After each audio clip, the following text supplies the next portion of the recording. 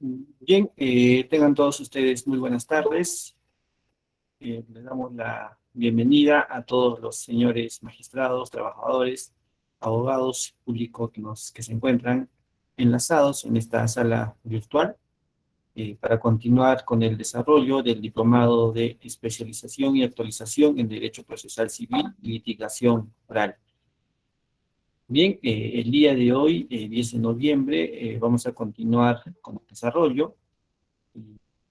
Ya debemos indicar que ya se encuentra en la sala virtual el doctor Moisés Pablo Mariscal Rivera, quien es abogado por la Universidad Nacional de San Agustín de Arequipa, maestro en Derecho Procesal y Solución de Conflictos por la Universidad Peruana de Ciencias Aplicadas, docente universitario de la Facultad de Ciencias Jurídicas y Políticas de la Universidad Nacional del Altiplano.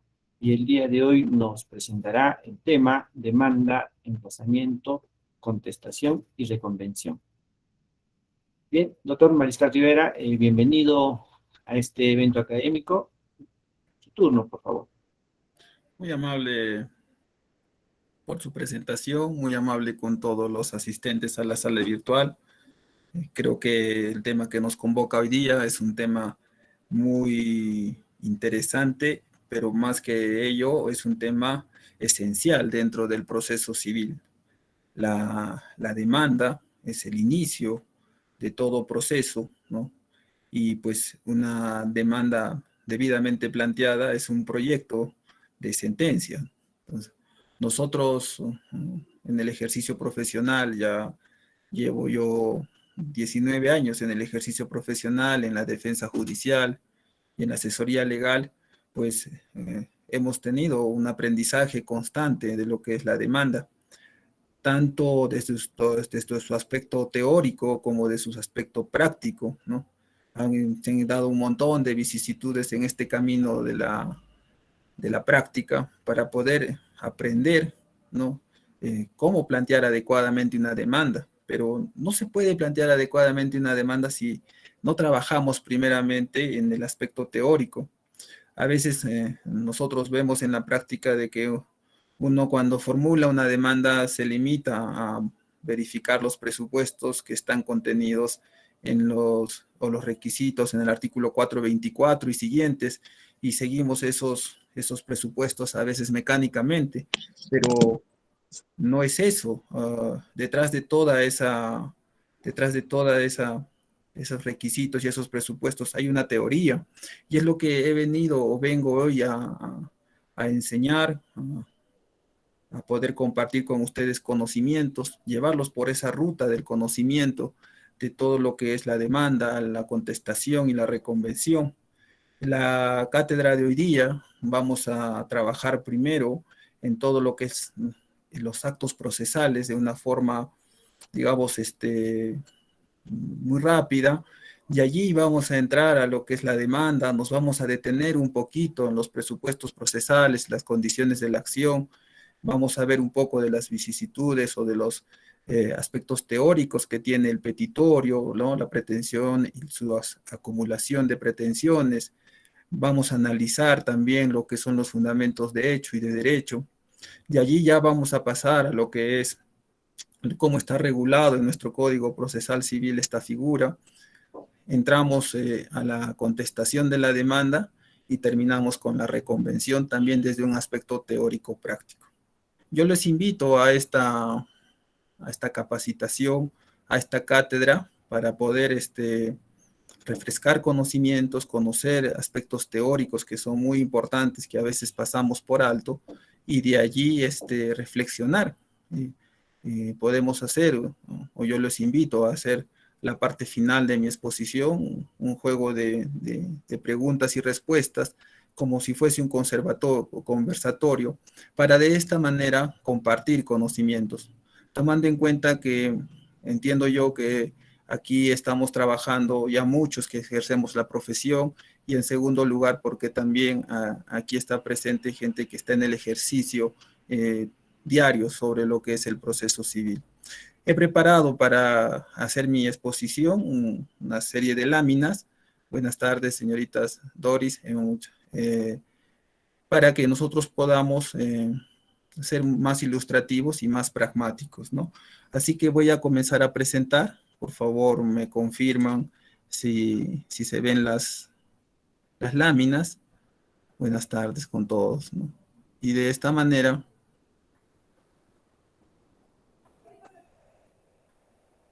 hacerlo de la mejor manera posible. Bien. ¿Pueden confirmarme, por favor, si ven mi pantalla? Sí, sí, doctor, sí se ve. Muchas gracias.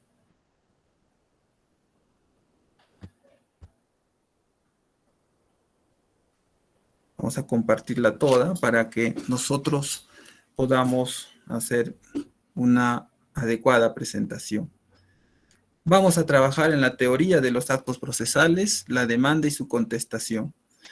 Como fuente de nuestro trabajo, esta oportunidad, vamos a invocar la teoría general del proceso, que es un libro de un famoso autor colombiano que nosotros creo que lo conocemos en la práctica, que es Hernando Davis Echandía.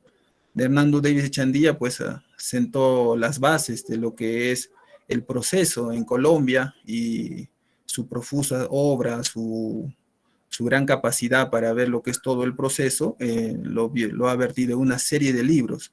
Y el que vamos a trabajar nosotros es la teoría general del proceso, acompañándonos también de un autor peruano, que es Juan Monroy Gálvez, que fue, como ustedes saben, el creador del Código Procesal Civil, y nuestra propia normatividad, que es el Código Procesal Civil.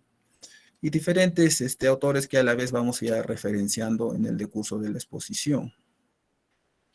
Aquí en la práctica, y ustedes tal vez que también trabajan en el juzgado, han visto que a raíz de la pandemia se ha generado, digamos, un exponencial caso sobre lo que son el reconocimiento de las uniones de hecho, por ejemplo, ¿no?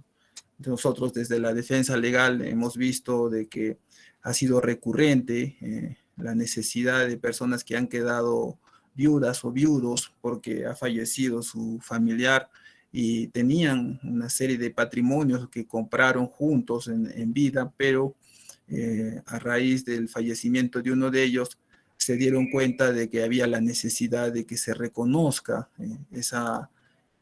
todo ese patrimonio que fue adquirido dentro de las uniones de hecho, ¿no?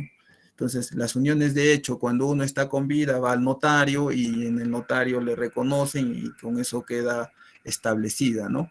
Es un procedimiento sencillo. Pero, ¿qué pasa cuando uno de los concubinos fallece? Entonces, cuando uno de los concubinos fallece, se hace necesario entrar a un juez, ir a un juez y presentar una demanda. Entonces, acá en la práctica hemos visto de que se acercan y dicen, ¿y qué es una demanda? ¿Cuánto tiempo demora hacer una demanda?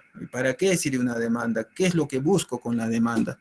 Y nosotros les explicamos pues de que es el ejercicio del derecho de acción, pero en palabras sencillas, y que es necesario presentarla en debida forma para que el juzgado en su momento les reconozca como concubinos, ¿no? Reconozca esa unión de hecho para que se generen los efectos patrimoniales, sobre todo en efectos sucesorios. Entonces, con ese ejemplo que les doy como motivación, les puedo decir en pocas palabras de que, las demandas han generado y se generan en todo momento, pero a raíz de la pandemia nosotros vemos que también han surgido la mayor necesidad de generar y invocar el ejercicio de las demandas para efecto de poder reconocer derechos de mucha gente que ha fallecido. Entonces, con ese ejemplo, ¿qué es lo que quiero decir también? De que nosotros vemos que en la práctica es necesario conocer qué es el contenido de la demanda, qué es también a la vez la contestación de la demanda para efecto de poder tramitar adecuadamente una causa. Sin más, es necesario también implementar una idea básica, ¿no? La demanda y la contestación en realidad son actos procesales, ¿no? Nosotros, cuando vemos la figura de la demanda y la contestación, nos enfocamos como demanda y como contestación, pero ¿cuál es el origen teórico de la demanda y de la contestación? Dentro de la teoría general del proceso, ¿cómo puede identificarse a la demanda y a la contestación? Como un acto procesal. Entonces, refresquemos la noción general de los actos procesales.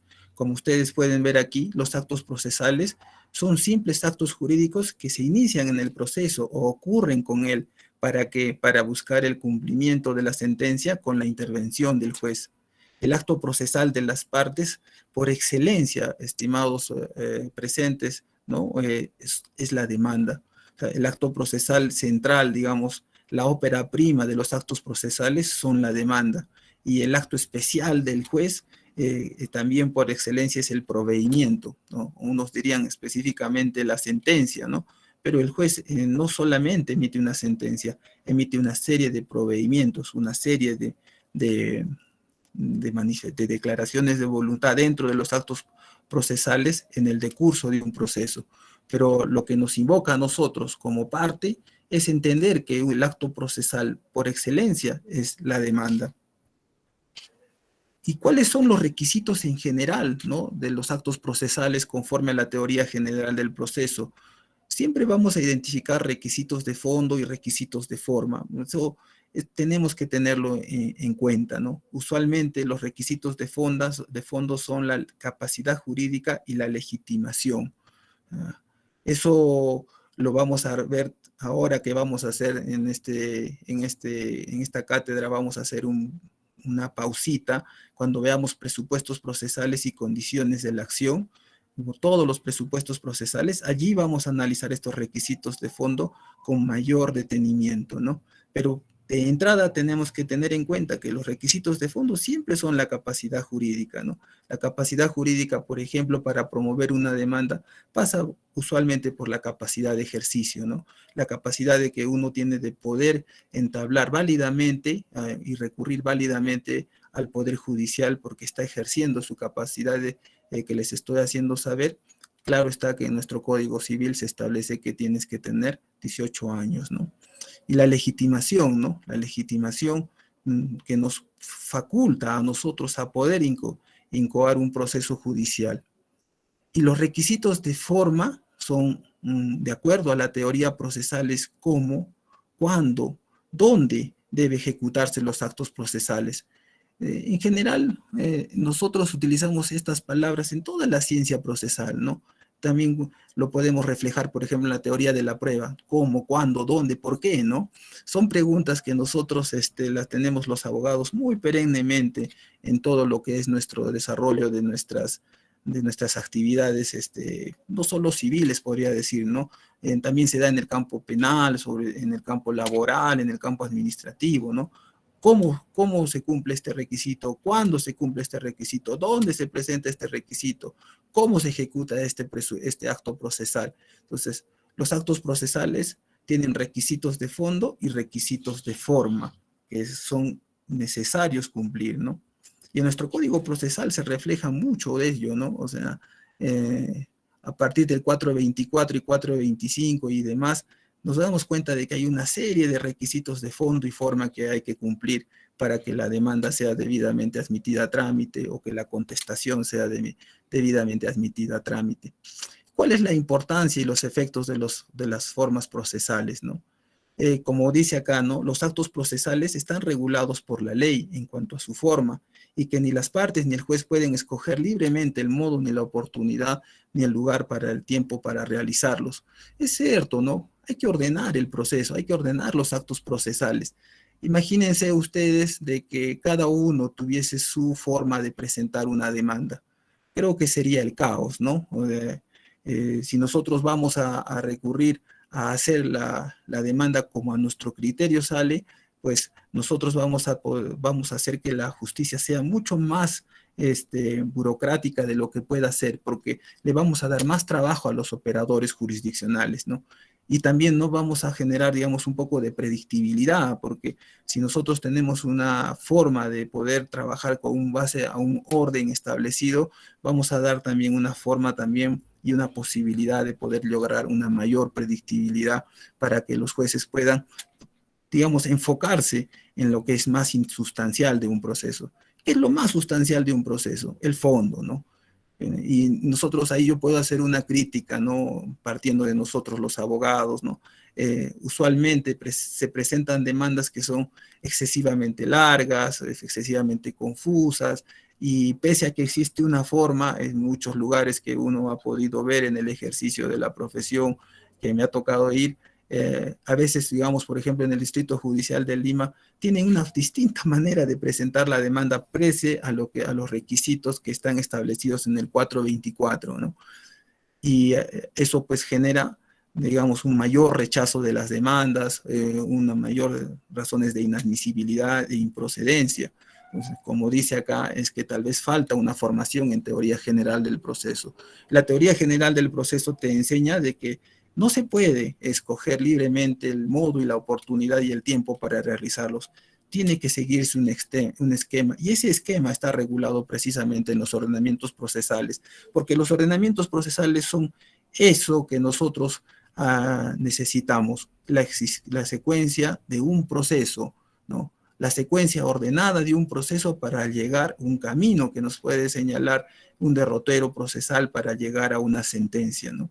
Nosotros hemos aprendido ya desde mucho tiempo atrás de que el proceso surge precisamente porque había que separar el derecho sustantivo del derecho procesal, porque antes se entendía específicamente en el derecho romano, se entendía de que lo que importaba era el derecho sustantivo y que la forma de hacerlo valer era parte del derecho sustantivo.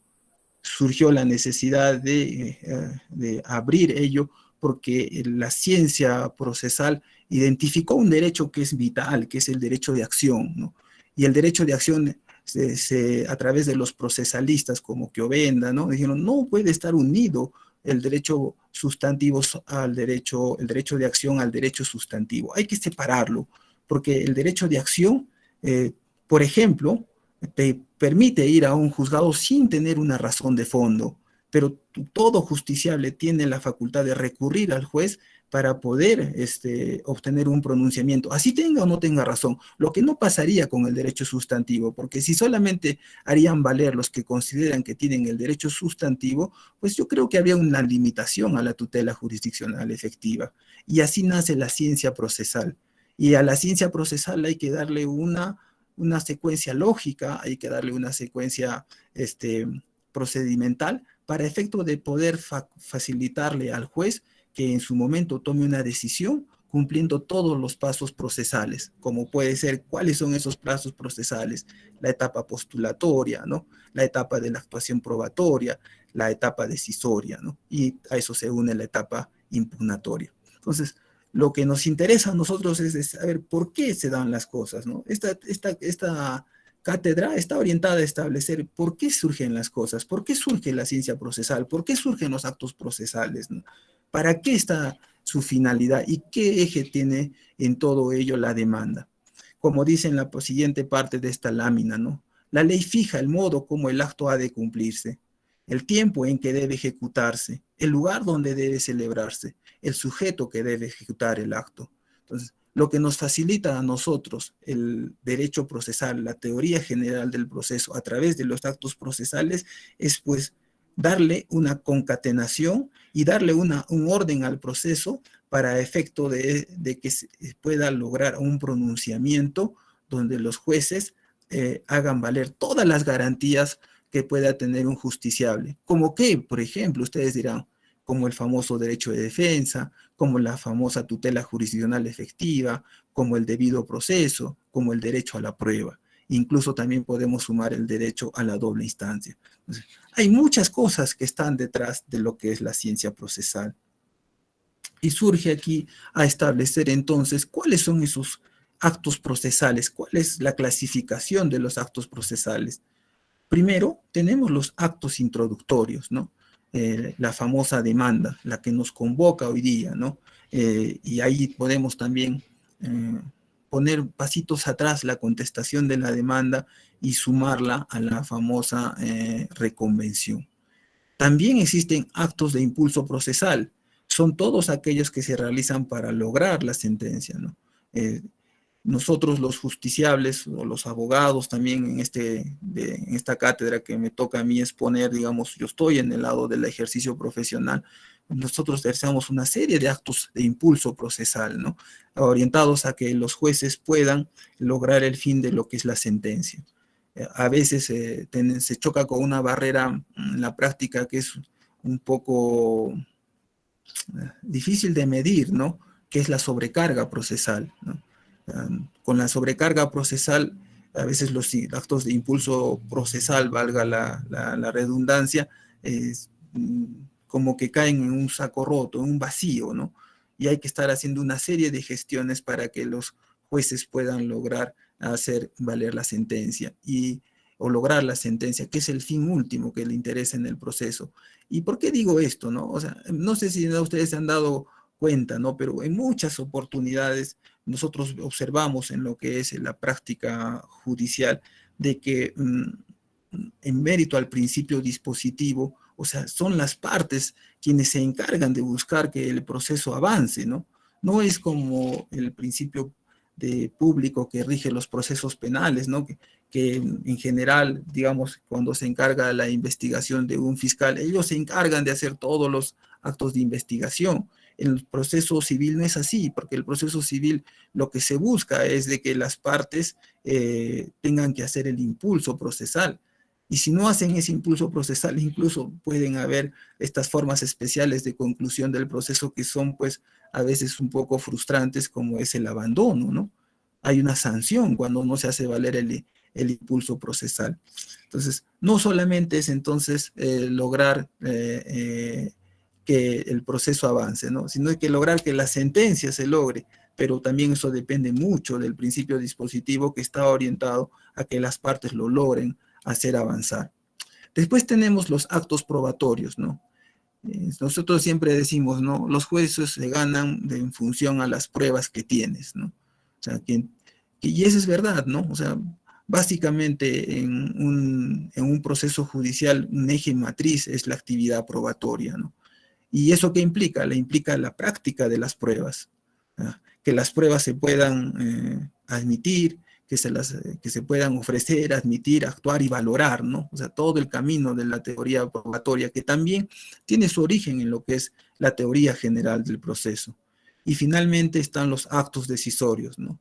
¿Cuáles son los actos decisorios por excelencia? Las sentencias, ¿no? Las sentencias, podemos decir que hay sentencias de primer grado que establecen los juzgados, ¿no? Los jueces de primera instancia, las sentencias de segundo grado que están orientadas por parte de los jueces de instancia superior, y bueno, y finalmente están las resoluciones casatorias, ¿no? Entonces, allí tenemos estos actos decisorios, si podemos decir, el fin último del proceso es pues la sentencia, ¿no? Que si hacemos una adecuada demanda, vamos a poder tener una sentencia favorable. Como, y repito lo que dije al inicio, ¿no? Una demanda adecuadamente planteada en realidad es un proyecto de sentencia, y eso es absolutamente cierto.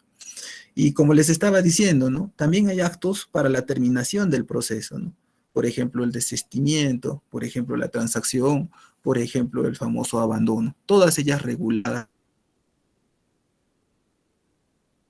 Nosotros vamos a trabajar básicamente en los actos introductorios, la demanda, la contestación de la demanda y la reconvención. Y así, en ese interín que nosotros vamos caminando, partiendo de la teoría de los actos procesales, dentro de la teoría general del proceso, nos vamos a lo que es la definición de la demanda. ¿Qué es la demanda para Davis Echandía? La demanda es un acto de declaración de voluntad, es un acto introductivo y de postulación, que sirve de instrumento para el ejercicio de acción y la formulación de la pretensión, con el fin de obtener la aplicación de la voluntad concreta de la ley para una sentencia favorable y mediante un proceso en un caso determinado. Miren, si se dan cuenta, esta definición que estoy dando en cierta forma engloba todo lo que he venido tratando dentro de la teoría de los actos procesales. Obviamente la demanda es la materialización del derecho de acción, y eso contiene una declaración de voluntad. Es introductivo y de postulación porque se da al inicio, ¿no? Son la forma primigenia de los actos procesales, ¿no? La demanda contiene la famosa pretensión, que es la subordinación del interés ajeno al interés propio. ¿Para qué? Para obtener la aplicación de la ley, y eso tienen que tener en cuenta, estimados oyentes. ¿Para qué presento una demanda? Para que se incomode el demandado, para darle más carga al juez, para ver si puedo tentar un resultado positivo. La verdad es de que la ciencia procesal identifica que uno presenta una demanda con la finalidad de tener una sentencia favorable. Si no, no tendría lógica. Yo estoy pidiendo algo que quiero que acceda el juez cuando se pronuncie en forma final. ¿Y cuál es el camino para ello? ¿Cuál es la ruta para lograr esta, esta sentencia favorable? Pues el proceso, ¿no? Lo que les estaba diciendo, que el proceso que nace de esa bifurcación del derecho sustantivo con el derecho procesal, ¿no? Proveniente del derecho de acción.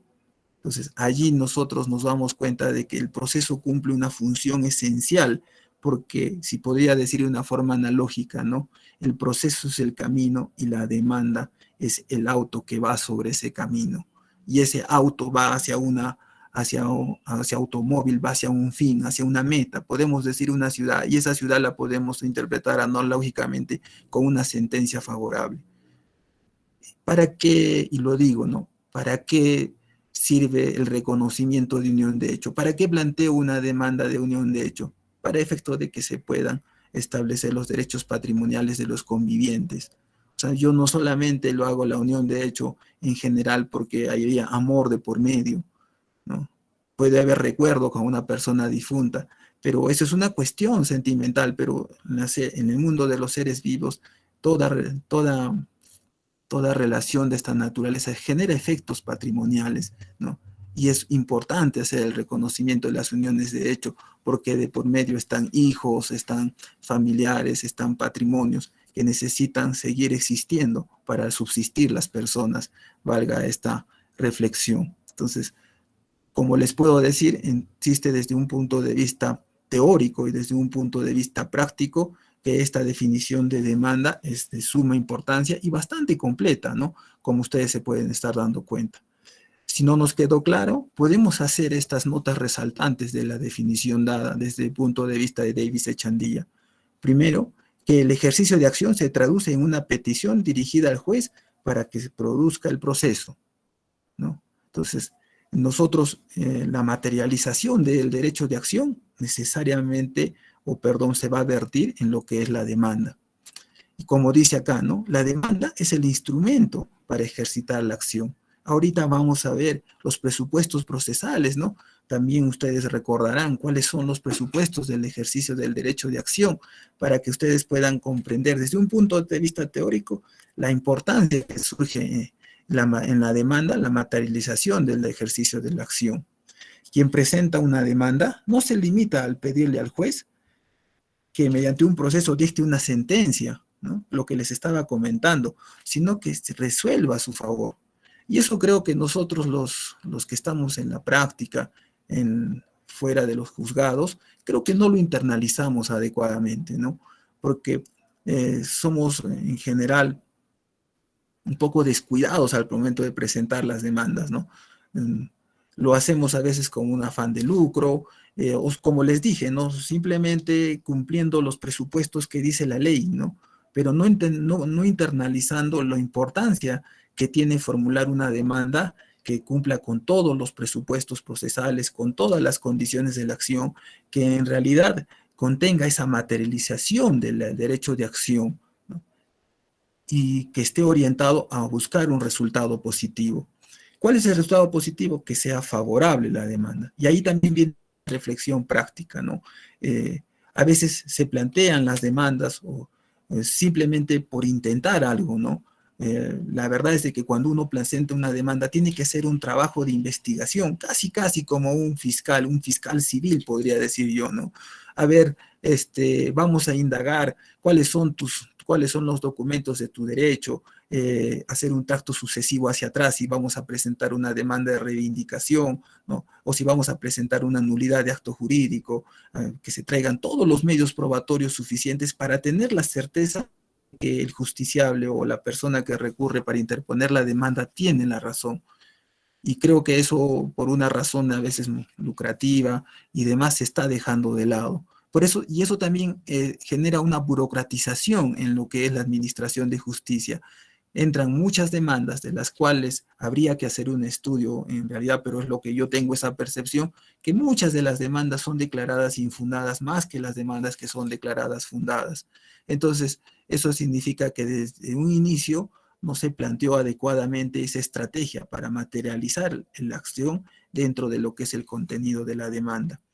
No nos olvidemos, como dice esta nota final resaltante del margen de la lámina o este cuadrito que está en la parte inferior derecha, dice, la demanda es un acto de declaración de voluntad, es un acto introductivo y de postulación que sirve de instrumento para el ejercicio de la acción y la formulación de la pretensión. O sea, toda la teoría procesal, toda la teoría general del proceso se materializa en la demanda.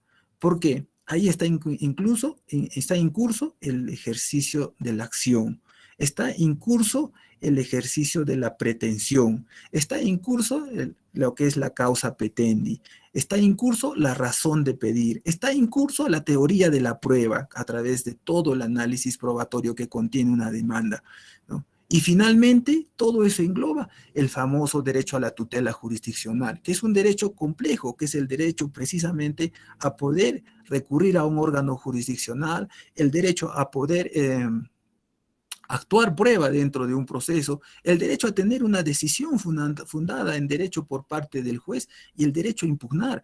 El derecho a la tutela jurisdiccional efectiva es un derecho que tiene origen en el civil law, específicamente en la doctrina procesal alemana.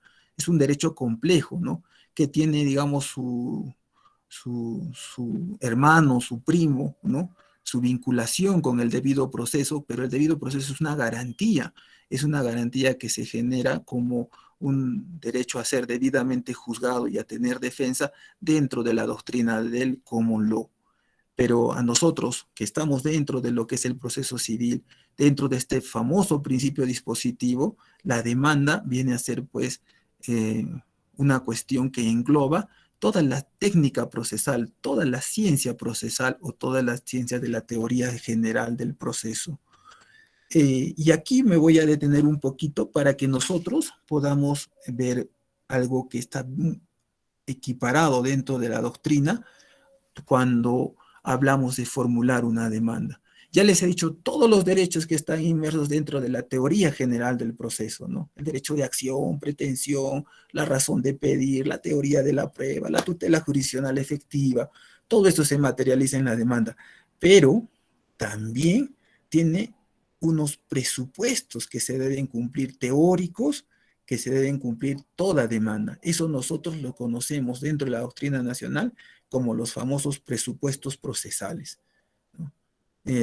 Los ha desarrollado en varias lecturas ya un famoso profesor que fue Juan Monroy Galvez, que ahora, digamos, ya está mayor, ¿no? Y han venido nuevos procesalistas como Giovanni Priori, ¿no? Que han cuestionado incluso su clasificación. Acá nomás en Arequipa está el doctor Madariaga Condori, que hace unos años atrás sacó un artículo diciendo de que Monroy Galvez en realidad nos había embaucado, si se puede decir de esa manera, porque los presupuestos procesales y las condiciones de la acción son una misma cosa y que el juez las evalúa todo en conjunto y que no hay razón para poder hacer una separación. Incluso le critica, ¿acaso no es verdad lo que estoy diciendo? Porque en los artículos del Código Procesal Civil, si no me equivoco, son, a ver, acá lo tengo, el 427 y el 426, que son la declaración de inadmisibilidad de la demanda y de la improcedencia de la demanda, en sí no son un conjunto de los presupuestos procesales y las condiciones de la acción, no son la misma cosa, dice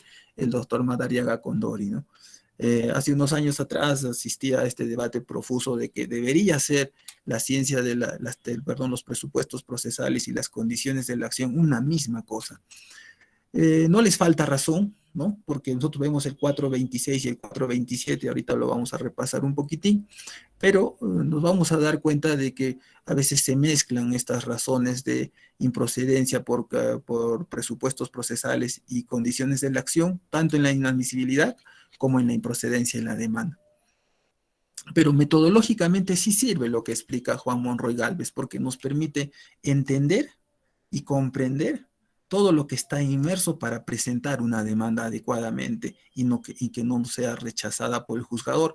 Y bueno, más allá porque sea rechazada por el juzgador, yo creo que el norte está en que pueda ser una demanda que pueda tener el viso de que dé lugar al juez un pronunciamiento de fondo y pueda emitir una sentencia y evitar mal, ese mal, como yo digo, que es las sentencias inhibitorias, ¿no?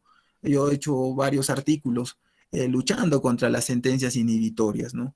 Y he tenido también varias discusiones sobre las sentencias inhibitorias. Las sentencias inhibitorias no son más que el reconocimiento de que el sistema judicial funcionó mal, ¿no? Y bueno, ¿qué son las sentencias inhibitorias? Pues son aquellas en las cuales los jueces al momento de fallar, al momento de emitir su pronunciamiento final, se dan cuenta de que faltan los presupuestos procesales y las condiciones de la acción. O sea, a veces, o varias veces, pues los jueces advierten, ¿no? De que pese a que han hecho los controles de saneamiento y todo lo demás, no se dieron cuenta que, por ejemplo, las partes no tenían derecho, no tenían legitimidad, no tenían interés, había una falta de conexión lógica entre los hechos y el petitorio, y en vez de hacerlo valer en las etapas de saneamiento, ¿no? A través de las excepciones, al momento de calificar la demanda, al momento de declarar el saneamiento procesal, se dan cuenta de eso cuando emiten la sentencia. Y las sentencias inhibitorias, déjenme decirles de que son las causas, una de las causas por las cuales la población refuta al Poder Judicial, cuestiona de corrupción al Poder Judicial, porque el justiciable se pregunta, ¿no? O la persona que recurre al juez se pregunta lo siguiente: he hecho un juicio de 10 años o de 5 años para que el juez me diga de que el procedimiento lo que es los presupuestos procesales y las condiciones de elección, que no las entiendo, no se cumplieron, y lo que yo estaba discutiendo por mi casa, por mi herencia, porque me declaren heredero, nada.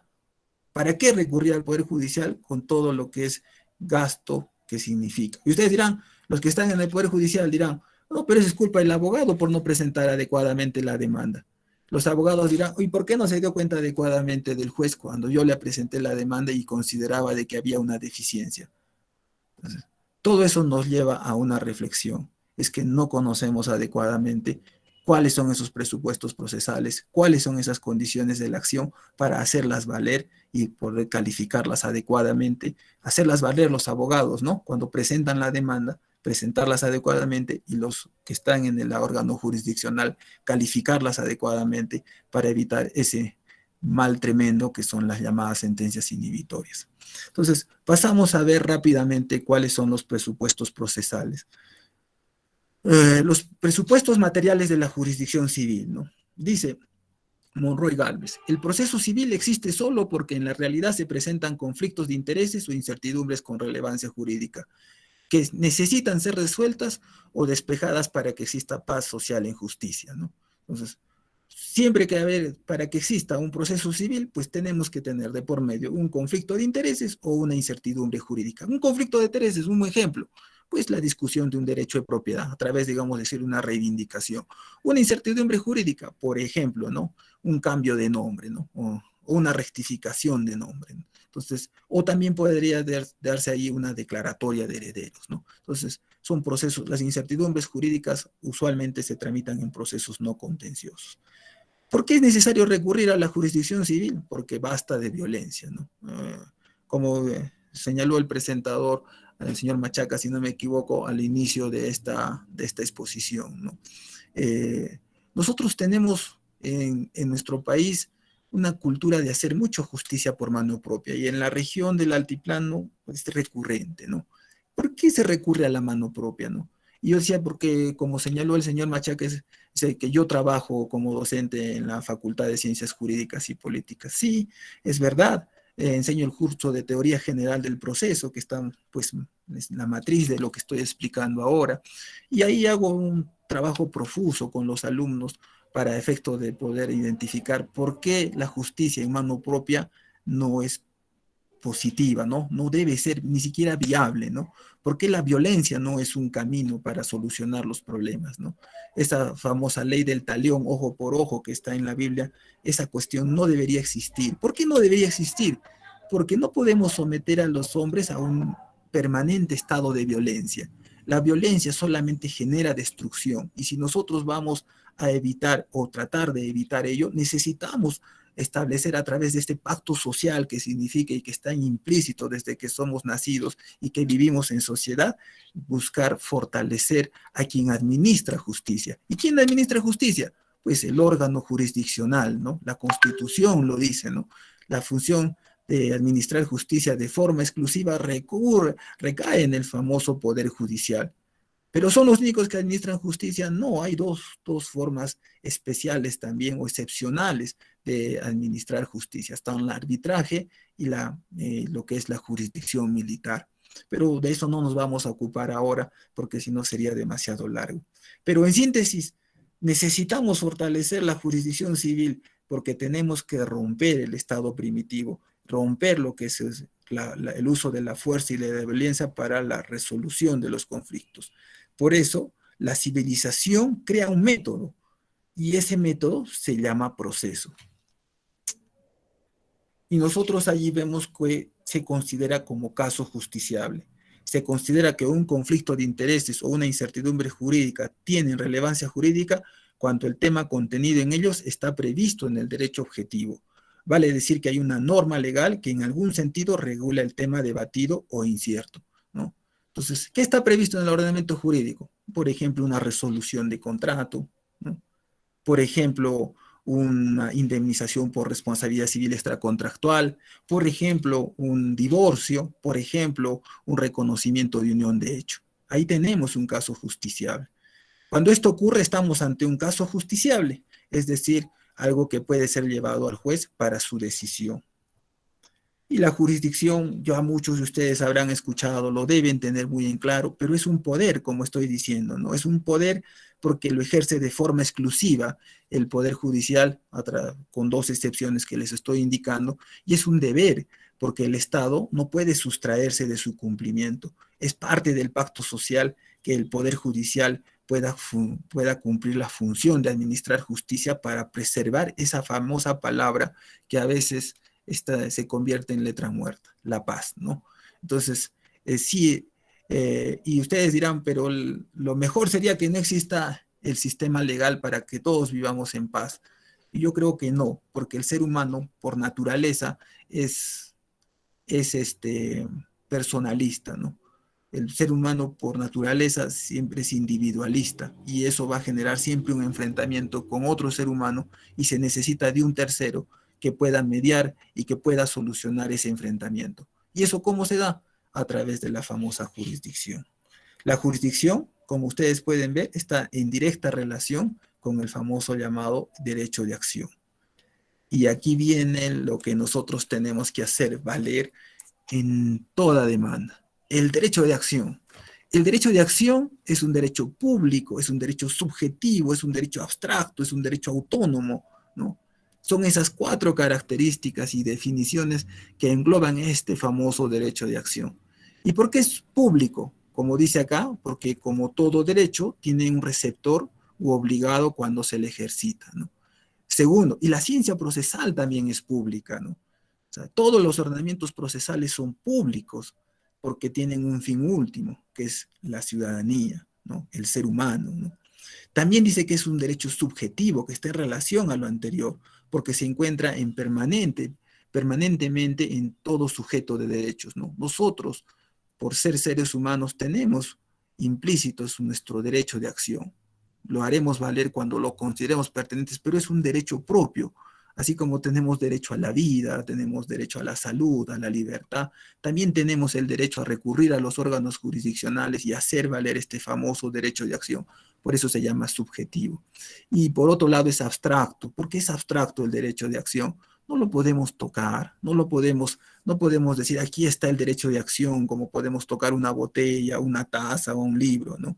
Y en segundo lugar, porque requiere de un derecho sustantivo o material, ¿no? O sea, el derecho de acción está vinculado, digamos, en su materialización, en que tú tengas la posibilidad o que el justiciable tenga la posibilidad de reclamar, digamos, su derecho de propiedad, ¿no? Pero todo esto es una creación abstracta del ser humano. pero todo eso cobra vida maravillosamente como un nacimiento cuando presentamos una demanda.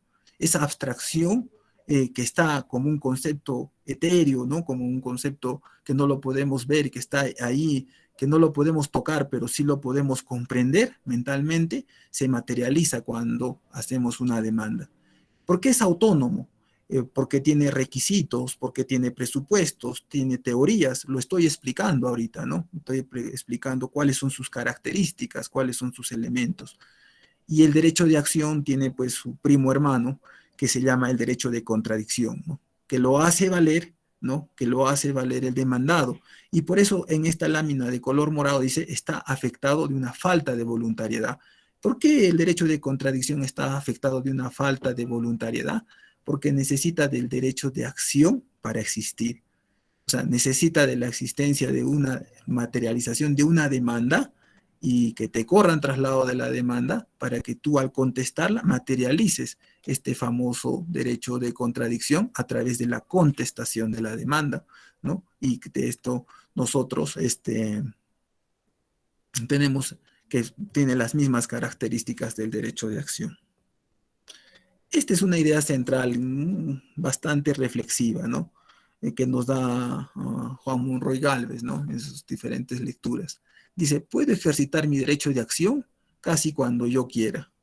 En cambio, solo puedo emplear mi derecho de contradicción cuando alguien, usando su derecho de acción, exija al Estado tutela jurídica y a través de ella plantee una exigencia dirigida contra mí. Podemos decir entonces de que el derecho de contradicción carece de voluntariedad. Esa es una característica que lo diferencia del derecho de acción, una característica complementaria que se debe tener en cuenta para hacerlo valer como concepto. Y de allí, viendo las características del derecho de acción y del contradictorio, nos vamos a los presupuestos procesales y las condiciones de la acción, ¿no? Lo que les estaba indicando al desarrollar estas 8 láminas. Los presupuestos procesales, nosotros lo hemos estudiado desde la universidad y ahora los podemos repasar a través de un diplomado, ¿no? Porque los diplomados están para una idea central, ¿no? Refrescar conocimiento y capacitarnos, ¿no? Nos capacitamos para el trabajo, básicamente, a través de los diplomados. Y con eso nosotros nos convertimos más expertos, ¿no? El punto central que ustedes al seguir este diplomado están buscando, mejor dicho, una experticia, una mayor experticia y refrescar conocimientos. Y ese refrescamiento de conocimientos pasa pues por establecer, oye, ¿cuáles eran los presupuestos procesales? Los presupuestos procesales son pues básicamente 3, ¿no? La competencia, la capacidad procesal y los requisitos de la demanda, ¿no? O sea, la competencia, pues, es el ejercicio válido de la jurisdicción, ¿no? Es ese pedacito de jurisdicción que desarrolla cada juez por un mandato de la ley, ¿no? Es la expresión regular, concreta y autorizada del órgano jurisdiccional. ¿Para qué? Para que vea un caso en concreto, ¿no? La competencia civil, ¿no? Que nosotros conocemos, hay jueces penales, hay jueces civiles, hay jueces laborales, hay jueces en lo contencioso administrativo, hay jueces que tienen competencia en asuntos constitucionales. Y la capacidad procesal, ¿no? ¿Qué es la capacidad procesal? Que estaba vinculada a lo que les estaba indicando en la lámina segunda de las que podemos definir como color azul, ¿no? La capacidad procesal está en la aptitud para ejecutar actos procesales válidos por parte de los elementos activos de la relación jurídica, ¿no?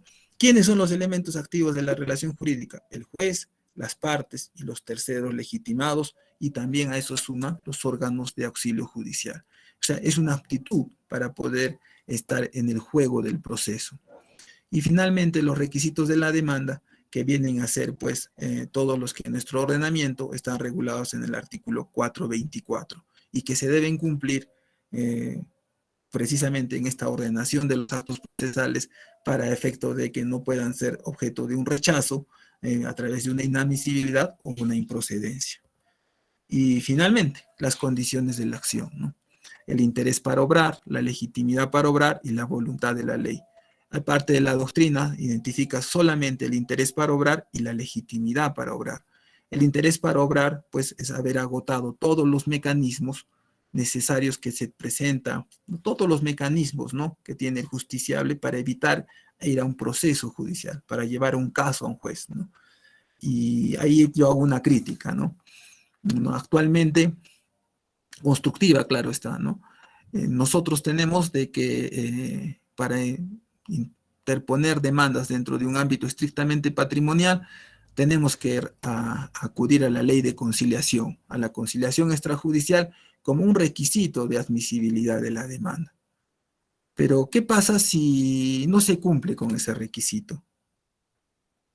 Y el demandado lo advierte y el juzgado admite la demanda. Puede darse, se ha dado muchas veces. El demandado tiene la posibilidad de hacer valer esto mediante una excepción, una defensa de forma para cuestionar este interés para obrar, porque no se agotaron todos los mecanismos previos para recurrir al órgano jurisdiccional. ¿Puede el demandado presentar una excepción de falta de interés para obrar? Pues bueno, hay una discusión en la doctrina y en la procesal de que no tenemos regulado una excepción de falta de interés para obrar. Entonces, tratamos de adecuarlo a la legitimidad para obrar, pero la legitimidad para obrar es la relación, es el concepto de relación de quienes forman la relación jurídica sustantiva trasladada a la relación jurídica procesal. Si esto es así, no podemos presentar dentro de lo que es la excepción de falta de legitimidad para obrar del demandante a no haber agotado la vía conciliatoria. ¿Por qué? Porque eso significaría que estamos confundiendo el concepto de interés para obrar. Entonces, ¿qué se opta en esos casos? Pedir la nulidad del auto admisorio, precisamente porque ha habido una indebida calificación del juzgado. ¿Por qué? Porque no se ha tomado en cuenta que no hay un presupuesto que es la conciliación. Y eso yo lo he advertido no tanto en las pretensiones principales, sino en las pretensiones alternativas, ¿no?, o subsidiarias, donde, digamos, presentamos una nulidad y a la vez una reivindicación. Si estamos presentando una reivindicación, necesitamos el acta de conciliación extrajudicial para demandar. Y a veces los jueces dicen, no, como ya está la nulidad acá y no necesita proceso conciliatorio, se admite toda la demanda. Y eso es cuestionable. Y a veces se busca cuestionar a través de una excepción. Y esta excepción, la más cercana, es la legitimidad, pero como concepto, como naturaleza jurídica, no encaja. Entonces, ¿cómo miren, manejando estos conceptos de legitimidad para obrar, interés para obrar, ordenamiento procesal? Finalmente, la última de la acción es la voluntad de la ley, ¿no? La voluntad de la ley es, pues, precisamente es lo que nosotros tenemos regulado, ¿no? ¿Cómo dice? ¿Qué dice? ¿O qué mandato imperativo tiene acerca de determinado derecho sustantivo o derecho procesal el ordenamiento para efecto de poder complementarlo como condición de la acción? Es un poco difuso, le soy sincero, ¿no? Y un poco vacuo, ¿no? Por eso muchos dicen que la condición de la acción sobre la voluntad de la ley debería estar fuera de lo que son las condiciones de la acción. Me detuve acá. Analizamos los presupuestos procesales, ¿no? ¿Para qué? Para poder encajar en esto, ¿no? Aquí nos hemos quedado notas resaltantes de la definición de la demanda, ¿no? Hemos visto cuál es toda la ciencia de los actos procesales, se ve reflejada en lo que es la demanda, ¿no? Y a la vez estamos viendo cuáles son esos presupuestos y esas condiciones para que esa demanda, si se puede decir en términos cristianos, nazca viva, nazca bien, ¿no? Para que tenga viabilidad. Pero nada va a tener sentido si no hay un demandante y un demandado, ¿no? Este famoso principio dispositivo que requiere que las partes recurran al juez para efecto de poder hacer valer su derecho de acción y demás que hemos estudiado dentro de la demanda. Entonces, el demandante, pues, como dice acá, tanto en los procesos contenciosos como en las de jurisdicción voluntaria, son la persona que ejercita la acción. Pero nosotros ya hasta ahí lo tenemos, claro, no son los que ejercitan la acción, pero son los que formulan la pretensión. ¿Para qué? Para obtener una sentencia. ¿Y puede haber más de un demandante? Obviamente que sí, ¿no? Nosotros le decimos a eso como una acumulación subjetiva originaria, ¿no? O sea, cuando varias personas concurren a demandar, existe el ejercicio conjunto de ellas, de una sola acción. ¿Dónde se ven este tipo de acumulaciones subjetivas originarias? Se ven pues mucho en los procesos de división y partición, ¿no? Que son los más largos también, ¿no? Aquí hay juicios de división y particiones pues bastante extensos porque al final entran y salen las personas en la división y partición porque nunca se, primero porque no se ponen de acuerdo, ¿no? Para ir por eso surgen estos procesos de división y partición, pero también porque se van acumulando más personas, ¿no? Por ejemplo, 5 hermanos decidieron dividirse en un inmueble que está en la avenida Arequipa. Se murió un hermano, ¿no? Y tiene 5 herederos, ¿no? Entonces, los 5 herederos piden sucesión procesal para actuar en nombre de su padre porque tienen derecho. Entonces, ¿cuántos demandantes en sí tenemos ya? Ya no son 5, son 10, ¿no? Y así cosas como les estoy diciendo cuando aplicamos la figura de los demandantes. Y los demandados, ¿quiénes son los demandados, no? Son aquel contra quien se pide las declaraciones de la sentencia, ¿no? O simplemente frente a quien se formula la pretensión. Es quien genera la resistencia, ¿no? O sea, y siempre es pues un juego trilógico, ¿no? Juez, demandante y demandado. O sea, esas son pues básicamente la trilogía del juicio, ¿no? El triángulo que nosotros hemos aprendido. Detrás de los demandantes y de los demandados están los terceros intervinientes y están los órganos de auxilio judicial. Pero la trilogía la forman los demandantes, los demandados y el juez. Los requisitos generales de la demanda. Nosotros tenemos que ver, ya entrando a una explicación de la demanda, ¿no? Ya hemos visto quiénes intervienen, qué derechos están formando parte de la demanda, pero ahora, ¿cómo se plantea la demanda? ¿Qué requisitos se tiene que tener? Nosotros vamos a tomar en primer lugar la doctrina colombiana, ¿no? La doctrina colombiana dice que existen requisitos de la demanda en fondo y forma. ¿Cuáles son los requisitos de fondo? Capacidad, competencia, vía procedimental, representación, prueba, litis contorse necesario y legitimación de las causas en las partes, ¿no? No indebida acumulación de pretensiones. Miren cómo la doctrina parte por la capacidad, ¿no? Esa aptitud válida para entrar al juicio, ¿no? Y no solamente la capacidad en el sentido de la parte demandante, sino del demandado. Y es vital la competencia del juez. Y también es muy importante dónde se va a tramitar. Y recién ahí se ve si hay representación y después recién se analiza la prueba. Y nosotros vemos ahí que también recién ahí se ven si hay un litis consorcio necesario, activo o pasivo, ¿no? Entonces, de allí tenemos que los requisitos de fondo en la doctrina no son los que necesariamente tenemos nosotros establecidos en el Código Procesal al momento de que presentamos la 424, ¿no? Y de ahí se suman los requisitos de forma. ¿Cuáles son los requisitos de forma? Miren, la redacción de la demanda. El papel competente cuando la ley exige uno especial. En el libro de Davis Echandía, bueno, yo les comento como anécdota, ¿no? De muy niño, desde muy niño yo tengo pues un familiar, ¿no? Que ha ejercido el derecho muchos años y yo le he acompañado muchas veces a los juzgados desde niño, ¿no? Porque me interesaba, ¿no? Me llamaba la atención, ¿no? Y yo me acuerdo muy de niño, les cuento como anécdota, que en mi casa había un papel sellado especial, ¿no? Era un papel que estaba en líneas horizontales y en la parte superior izquierda tenía un sello, era un sello azul, ¿no? Era un sello azul que debajo del sello azul decía un sol, ¿no? Y ese papel a mí me gustaba porque era durito, porque me permitía a mí meterlo a la máquina y hacer que escribía, porque antes todo era máquina, o dibujaba. Bueno, yo les cuento que pues específicamente mi padre varias veces me ha dado mi coscorrón, ¿no? Porque ese papel era el que él compraba para hacer las demandas. Les estoy hablando más o menos de los años 80 a 90, ¿no?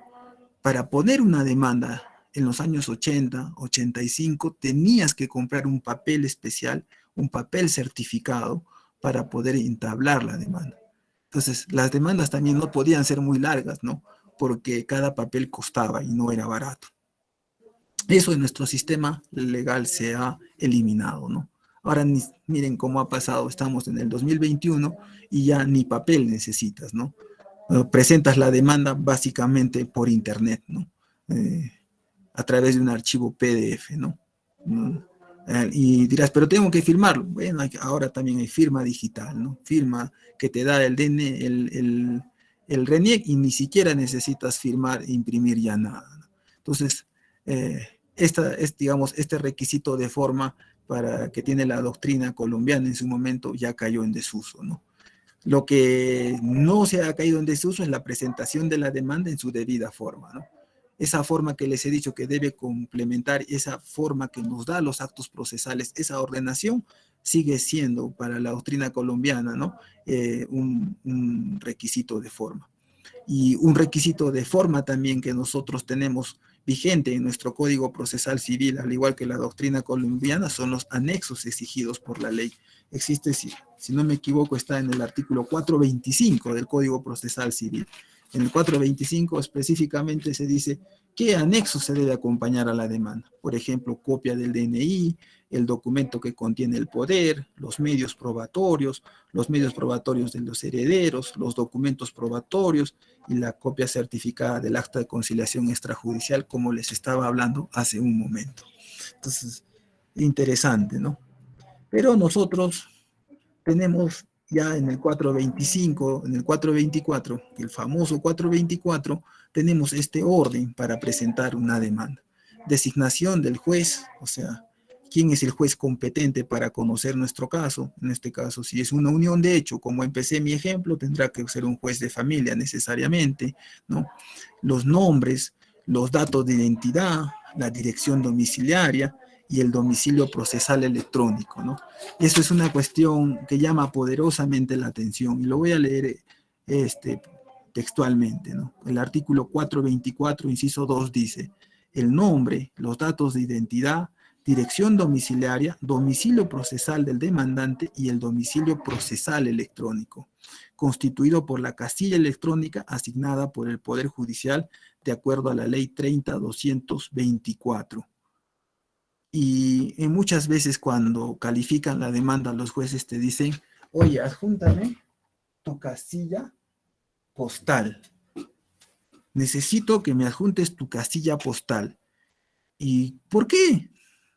Si el 424, inciso 2, dice domicilio procesal del demandante y domicilio procesal electrónico. Y esas veces, muchas veces rechazo de la demanda.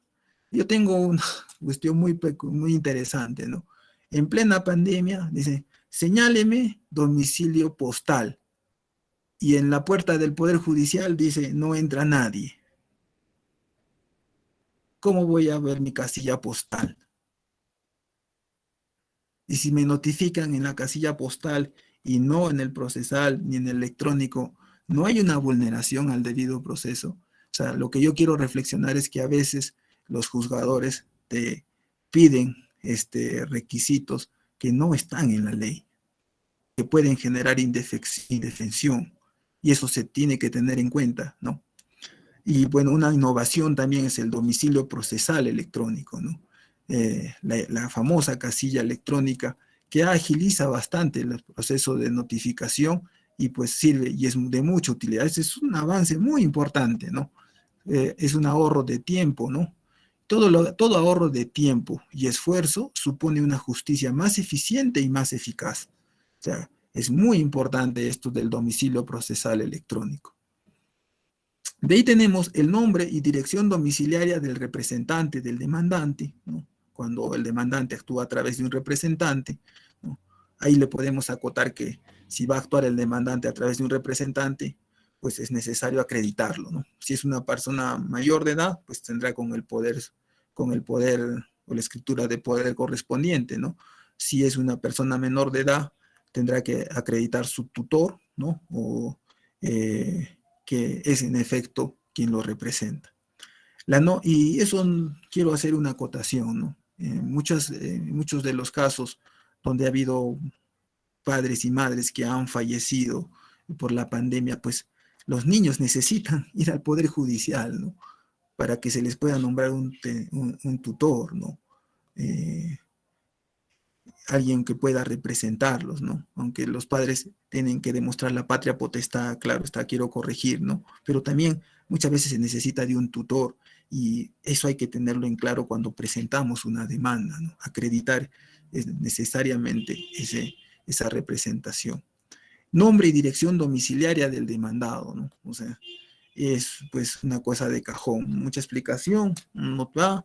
El petitorio, ¿no? Eso lo vamos a ver ahorita para explicar un poquito más. Los fundamentos de hecho y de derecho también lo vamos a explicar un poquito más. Y una cosa que ya está, digamos, que no merece tanto detalle, que es los montos del petitorio, pero una cosa que sí es importante son los medios de prueba y la firma del demandante.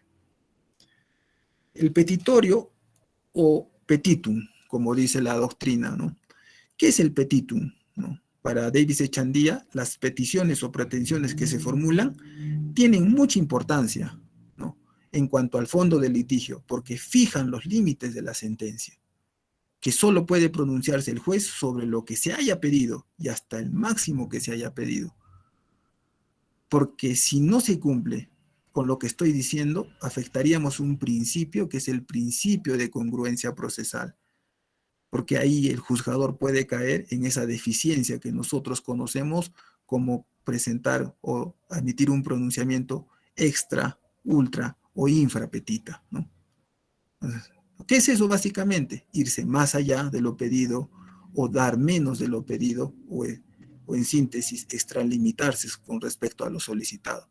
Pero nosotros, ¿dónde encasillamos lo que estamos pidiendo? En el petitorio de la demanda.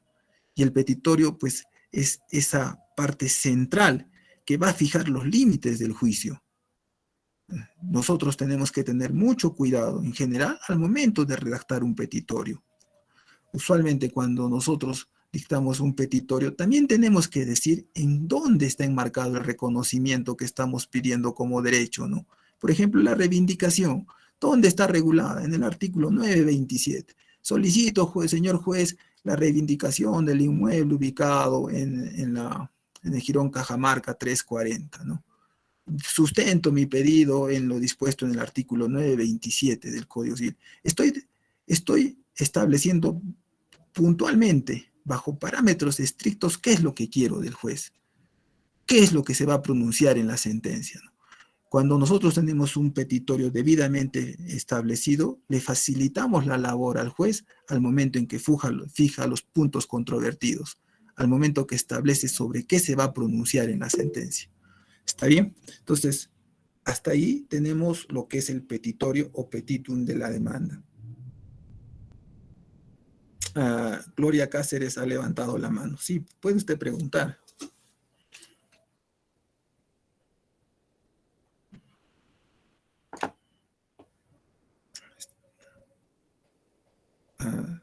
Creo que bajó la mano.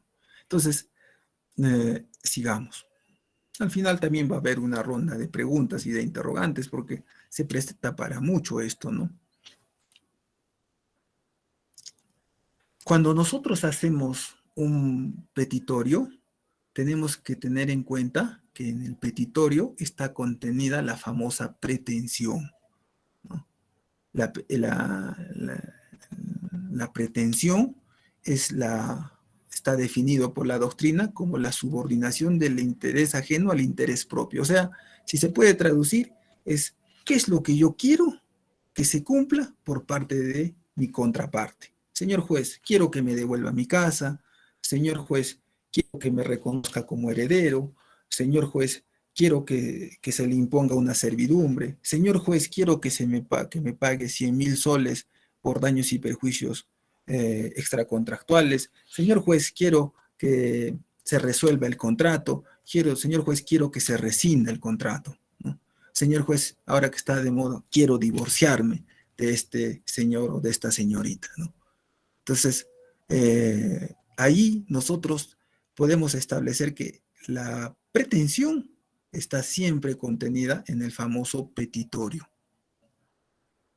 Y hay que saber plantear por el petitorio, ¿no?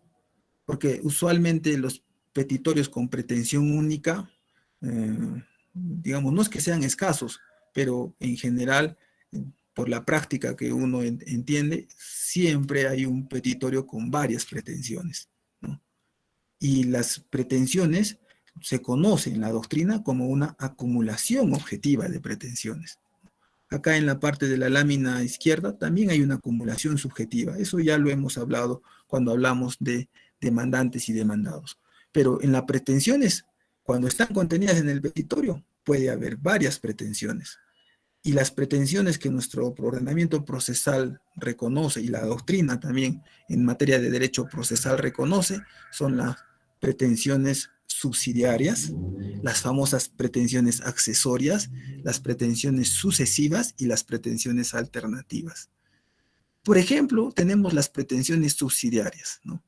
Cuando la pretensión queda sujeta a la eventualidad de que la propuesta como principal sea desestimada. Esto se da mucho en el campo contractual, ¿no? Por ejemplo, solicito la inexistencia de un contrato de compra-venta como pretensión principal y como pretensión subsidiaria puedo pedir la nulidad de lo que es ese contrato de compra-venta, ¿no? Podemos decir también a la vez, ¿no? Señor juez, solicito la ineficacia del acto de representación para la disposición de un bien o en su defecto, de forma subsidiaria, la nulidad.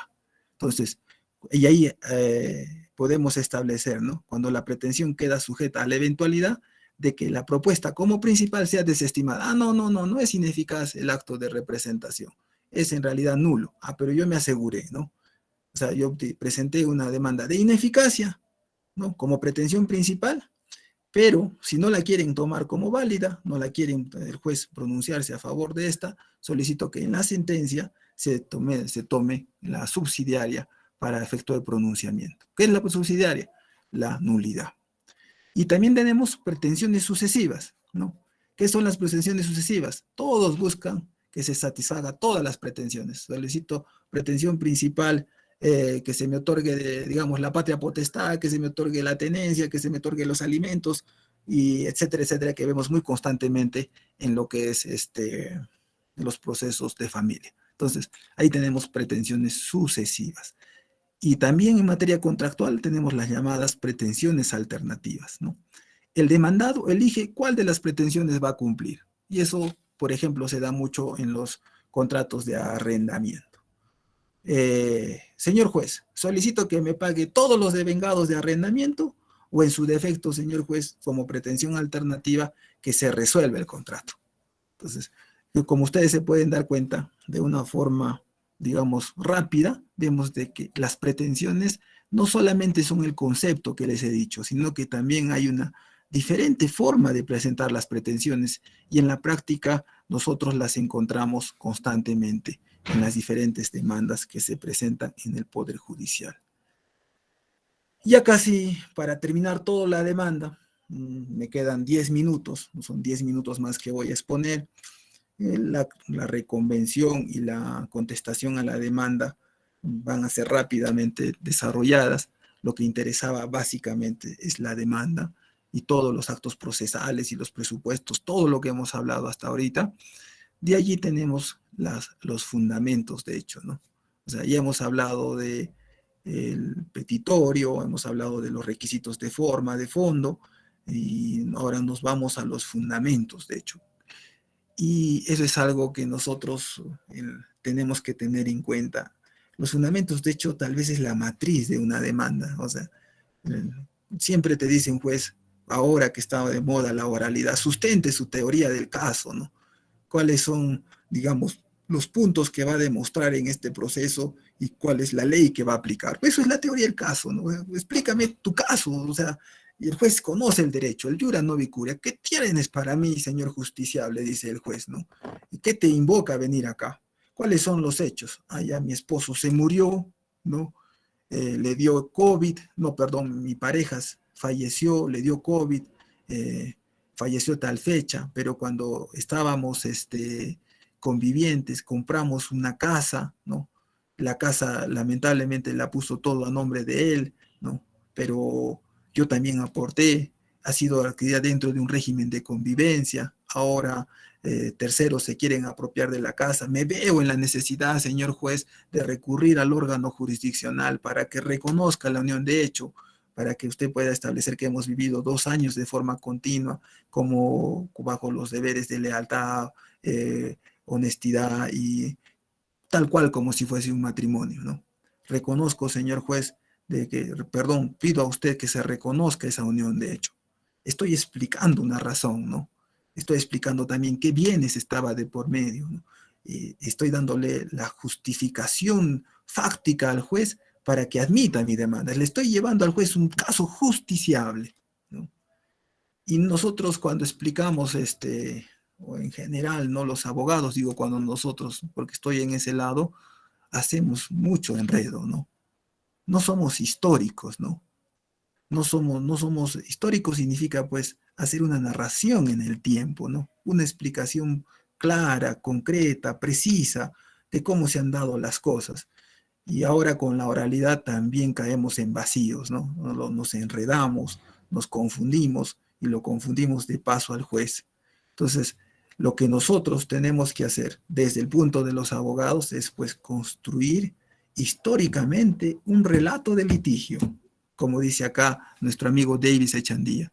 Es fundamental construir la historia del litigio cuando se trata de un proceso contencioso. Y cuando es un proceso no contencioso, ¿no? Yo creo que también, ¿no? Acá tenía una cliente que le pusieron nombre Tecla, ¿no? Y podemos reírnos ahorita detrás de la ventana virtual, ¿no? ¿Cómo le van a poner Tecla, ¿no? Nosotros entendemos que puede ser la parte el diminutivo de una bicicleta o puede ser la parte del teclado de la computadora, pero no es un ser humano, ¿no? Señor, me afecta, pues. Me afecta llamarme Tecla. Afecta mi identidad. Y es verdad, porque acá en vergüenza de esas personas que atendí, hasta lloran, ¿no? ¿Cómo mi madre me pudo desgraciar así y ponerme Tecla, ¿no? Pues hay que fundamentar esa afectación, contarle esa historia al juez para que se identifique con ese pesar, ¿no? Y de esa manera decir, sí, esto necesita una resolución del conflicto y necesita un pronunciamiento, perdón, necesita un pronunciamiento mío de esa incertidumbre, ¿no? No necesariamente esta explicación de la historia tiene que ser cuando estamos a un proceso contencioso. Yo ahí refuto a Davis Echandía, considero que también debe ser un proceso no contencioso. Hay que explicar, hay que decir una cuestión histórica y la histórica yo creo que es una herramienta fundamental. ¿Acaso nosotros no vivimos todos los días circunstancias en tiempo, en modo y lugar para saltarnos eso, ¿no? Hay que explicarlo, los puntos resaltantes, claro está. Y aquí tienen que tener una razón, estimados oyentes o discentes, ¿no? Cuando estamos trabajando hoy día. Muchas veces uno dice, ¿cuál es tu causa petendi? Te dice el juez. Y nosotros lo confundimos mucho con el petitorio, ¿no? No, yo quiero que se declare fundada la demanda de reivindicación por tales motivos. Y el juez te vuelve a decir, pero señor abogado, ¿cuál es la causa petendi? Entonces después el juez te aclara y te dice, ¿cuál es la razón de pedir? Ya el juez se amarga y te dice, ya, dime cuáles son los hechos. Entonces nosotros dentro de la doctrina procesal entendemos que la causa petendi son los hechos o los fundamentos en que se sustentan la demanda. Y para la doctrina, la causa petendi debe ser el conjunto de hechos donde se derive el derecho pretendido, ¿no? Y es la causa petendi incoa, motiva el iura novi curia, ¿no? Esa famosa frase de un famoso litigio que decía, señor abogado, ya no me hable más del derecho, yo sé el derecho, dígame los hechos, explíqueme los hechos, dice, ¿no? Entonces, en esa lógica, nosotros, los que somos abogados, o ustedes que pueden trabajar dentro del aparato jurisdiccional, tienen que saber distinguir cuáles son los hechos sustanciales de los hechos accesorios y de los hechos circunstanciales. ¿Cuál es la matriz? ¿No? En la unión de hechos, se murió mi conviviente, ¿no? Y esa muerte ha generado efectos patrimoniales. Hemos comprado una casa juntos, pero está solamente solo a su nombre. Necesito el reconocimiento de un derecho para que esa casa pueda ser equiparada dentro de un régimen de sociedades gananciales y yo tenga derecho como la persona que convivió con ese señor. Es el hecho matriz, ¿no? Pero si te va a decir, murió en COVID, sufrió mucho en el hospital, le dio un paro cardíaco, lo sacamos del paro cardíaco, otra vez le pusimos una desfibrilación, volvió a la vida y se volvió a morir, bueno, podrán ser accesorios o circunstanciales, pero no le sirven al juez, ¿no es cierto? Y eso no convierte al derecho en frío, sino que nosotros tenemos que tratar de ser lo más exactos, claros, precisos posiblemente, claros, precisos, ¿no? Contundentes al momento de explicar los hechos. Y de allí vienen los fundamentos de derecho, ¿no? Para Davis Echandía, dice, oye, ¿sabes qué? No le digas el derecho al juez. El juez conoce el derecho, así que él verá cómo lo aplica, ¿no? Lo único que necesitas es detallar, no hacerlos más que de forma referencial. Y eso sí lo he podido medir, ¿no? La mayoría de demandas que uno observa en la parte de la fundamentación jurídica es un rosario de leyes, ¿no? Te ponen, digamos, de la nulidad del acto jurídico, ¿no? Te ponen la causal y se coloca todas las jurisprudencias habidas y por haber y ya con eso está la fundamentación jurídica. Muchos jueces ni revisan la fundamentación de derecho porque no les interesa ya ver las leyes, ¿no? Pero yo creo que no debe ser así. A mi punto de vista, yo refuto eso de este famoso procesalista. No tengo la calidad que él tiene, ¿no? Pero yo sí creo que sí se debe hacer una fundamentación del aspecto jurídico. Nosotros los abogados debemos buscar hacer un esfuerzo de argumentación jurídica. Estamos en una época y en un tiempo de argumentación. Estamos viviendo dentro de una etapa del neoprocesalismo y del neoconstitucionalismo, donde exigen al juez y a los abogados explicar por qué se aplica una norma. Y eso pasa necesariamente por un juicio de subsunción. Si yo quiero que mi demanda sea un proyecto de sentencia, ¿no ganaría explicándole al juez cómo se debe aplicar el derecho a los hechos que estoy invocando en la demanda, más que hacer meras citas legales? Creo que le damos un plus a la demanda, ¿no? Le estamos dando nuestra opinión, nuestra argumentación, nuestra creación, si se puede decir, nuestro parto mental al juez para que lo pueda valorar. Y creo que con eso contribuimos no solamente a que el juez pueda tener un mejor proyecto de sentencia, sino también los abogados contribuimos a formar derecho, a contribuir en el derecho. Y ya casi para avanzar un poquito más, creo que me quedan 5, si fue así con el señor moderador que me confirme. Nosotros podemos establecer que presentada una demanda puede ser rechazada o puede ser admitida, ¿no? Y eso o no admitida o rechazada. Y eso son dos calificaciones jurídicas que en nuestro ordenamiento se conocen como inadmisibilidad o rechazo. Lo más triste es el rechazo, porque el rechazo significa improcedencia, ¿no? O sea, y nosotros tenemos como causales de inadmisibilidad las que están reguladas en el 426. Dice básicamente, cuando no se cumplen con los requisitos del 424, cuando no se acompañan los anexos, cuando el petitorio sea incompleto o impreciso, o cuando contenga una indebida acumulación de pretensiones. Y ahí surge, ¿no?, la cuestión. Cuando el petitorio sea incompleto o impreciso, no nos está diciendo, digamos, de que nosotros no solamente estamos faltando a los presupuestos procesales, sino a las condiciones de la acción, ¿no? o cuando contenga una indebida acumulación de pretensiones, no podría entenderse también de que se está cuestionando, por ejemplo, la legitimidad para obrar, en el sentido de que no estás siendo parte de la relación jurídica sustantiva y no tienes nada que reclamar. Y ahí comienza una discusión doctrinaria. Unos dicen que sí, otros dicen que no. A mi punto de vista, pues pareciese que no, ¿no? Porque los del 426 más enmarcarían todo dentro de lo que son los presupuestos procesales, ¿no? Y ahora en el 427 se dice las cuestiones de rechazo de la demanda, ¿no? Cuando hablamos de improcedencia de la demanda, estamos hablando bajo también 4 o 5 causales, ¿no? Cuando falte la legitimidad para obrar, cuando falte manifiestamente el interés para obrar, cuando haya caducado el derecho, cuando no exista una conexión lógica entre los hechos y el petitorio. Oye, ¿y eso no podría ser una causal de inadmisibilidad? Porque yo lo podría, me equivoqué al momento de hacer el petitorio, lo puedo rectificar, ¿no? Entonces, encajaría en realidad como una causal de improcedencia sobre las condiciones de la acción y no sobre los presupuestos procesales. Esas preguntas se hace el doctor Madariaga para decir de que debería ser una sola, los presupuestos procesales y las condiciones de la acción, para no generar causales de inadmisibilidad o de improcedencia alternativamente.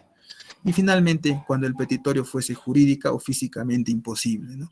Oye, yo me equivoqué al plantear la demanda, no quería que me reivindiquen un inmueble en Marte, pero no era en Marte, era en el Jirón Marte, ¿no? Entonces, ahí no estamos hablando en realidad de que no es una cuestión de fondo, sino de forma. ¿No? Es una crítica que hacen los jueces, ¿no? Pero en esencia lo que les interesa a nosotros como refrescamiento, que para la doctrina se entiende que las causales de inadmisibilidad están relacionadas a los presupuestos procesales y las causales de rechazo están relacionadas a las condiciones de la acción. Nosotros, rápidamente señalo, ¿no? Hasta antes que se notifique la demanda, la podemos modificar, hasta la podemos cambiar, ¿no? Y eso nosotros lo tenemos regulado en el artículo 428 del Código Procesal Civil. Se puede modificar, se puede cambiar la demanda, hasta se puede retirar hasta antes que se notifique. ¿Y cuáles son los efectos de la demanda? Los efectos de la demanda son los efectos materiales y los efectos jurídicos procesales. Dentro de los efectos jurídicos materiales es darle al derecho sustancial el carácter de litigioso, ¿no? Determina el momento que el demandado, poseedor de buena fe, queda sujeto a la obligación de restituir los frutos y productos, ¿no? Interrumpe, y eso es lo que nosotros tenemos ahorita dentro de nuestra legislación, interrumpe la prescripción adquisitiva y extintiva, ¿no? Interrumpe todo, ¿no? Corta, ¿no? ¿Y cuáles son los efectos sustanciales, ¿no? Efectos jurídicos procesales, mejor dicho? Fija la competencia, delimita el interés y la legitimidad de la causa, la formación de la litispendencia, determina el alcance y contenido del debate judicial, el momento en que se vinculan a las partes al proceso y el momento en que nace para el juez la obligación de proveer. Entonces son dos tipos de efectos, ¿no? Efectos materiales y efectos jurídicos procesales. Cuando se admite la demanda y se ve que cumple con todo este conjunto de presupuestos procesales, condiciones de la acción, se materializa todos los actos procesales y todos los derechos subjetivos que están dentro de la demanda, el juez verifica en nuestro sistema básicamente los presupuestos que les estoy diciendo y las condiciones de la acción, emite una resolución de admisión de la demanda y corre traslado de la misma, ¿no? Con la nueva oralidad, digamos, se corre el traslado, se explica que estamos dentro de un marco de oralidad, los pasos que se van a dar dentro de la audiencia, ¿no? Y también la necesidad de explicar esto al juez en el momento de la audiencia preliminar que le hemos venido a identificar ahora para explicar el caso, ¿no? Eso supone también de que se fija el traslado de la demanda para efecto de que se pueda contestar la misma. Y la contestación de la demanda, pues, como ustedes pueden ver acá, es el acto procesal por el cual el demandado opone sus defensas, ¿no? Y pide la desestimación de las pretensiones del demandante, ¿no? Salvo que se allane, ¿no? pero ya sería otro tipo de actos, una forma especial de conclusión del proceso que es el allanamiento. Pero si va a contestar la demanda, básicamente lo que está buscando es que se desestimen las pretensiones del demandante y opone sus defensas, ¿no?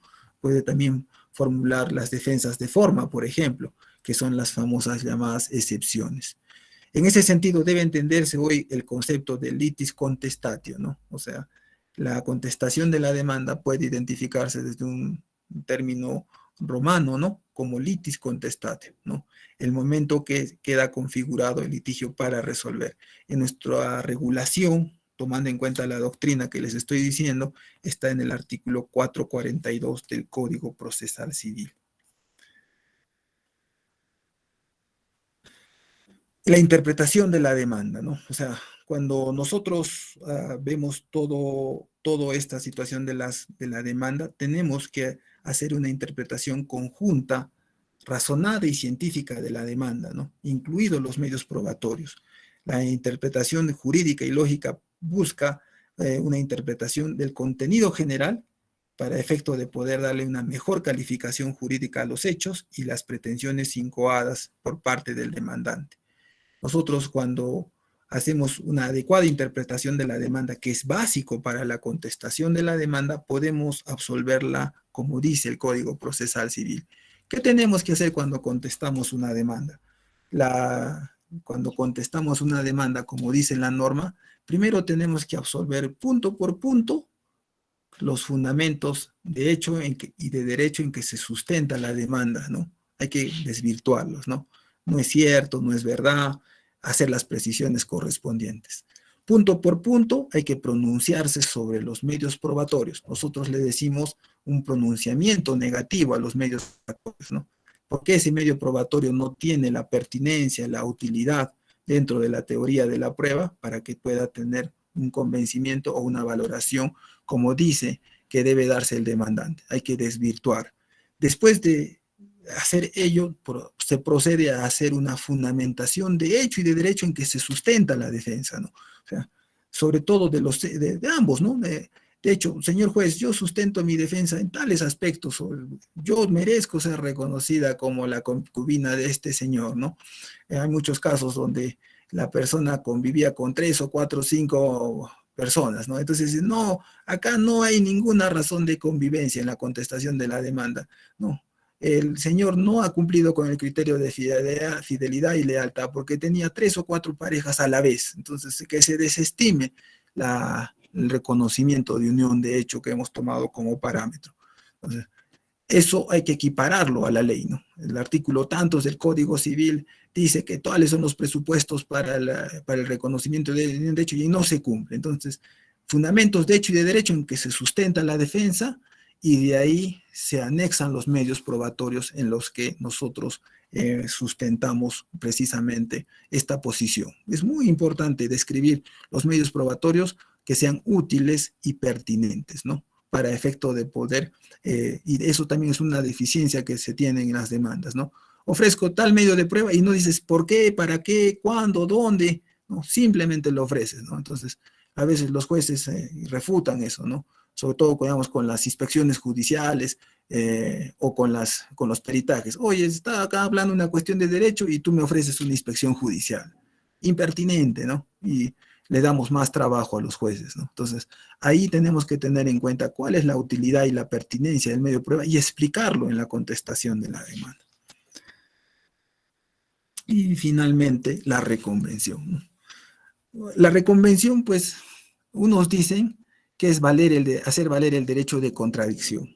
Unos doctrinarios, ¿no? Unos juristas dicen, es hacer valer el derecho de contradicción. Otros dicen, no, estás equivocado, no es hacer valer el derecho de contradicción, porque el derecho de contradicción solamente se hace valer cuando uno ha sido demandado y estás en la facultad de contestar la demanda. Ahí se hace valer el derecho de contradicción.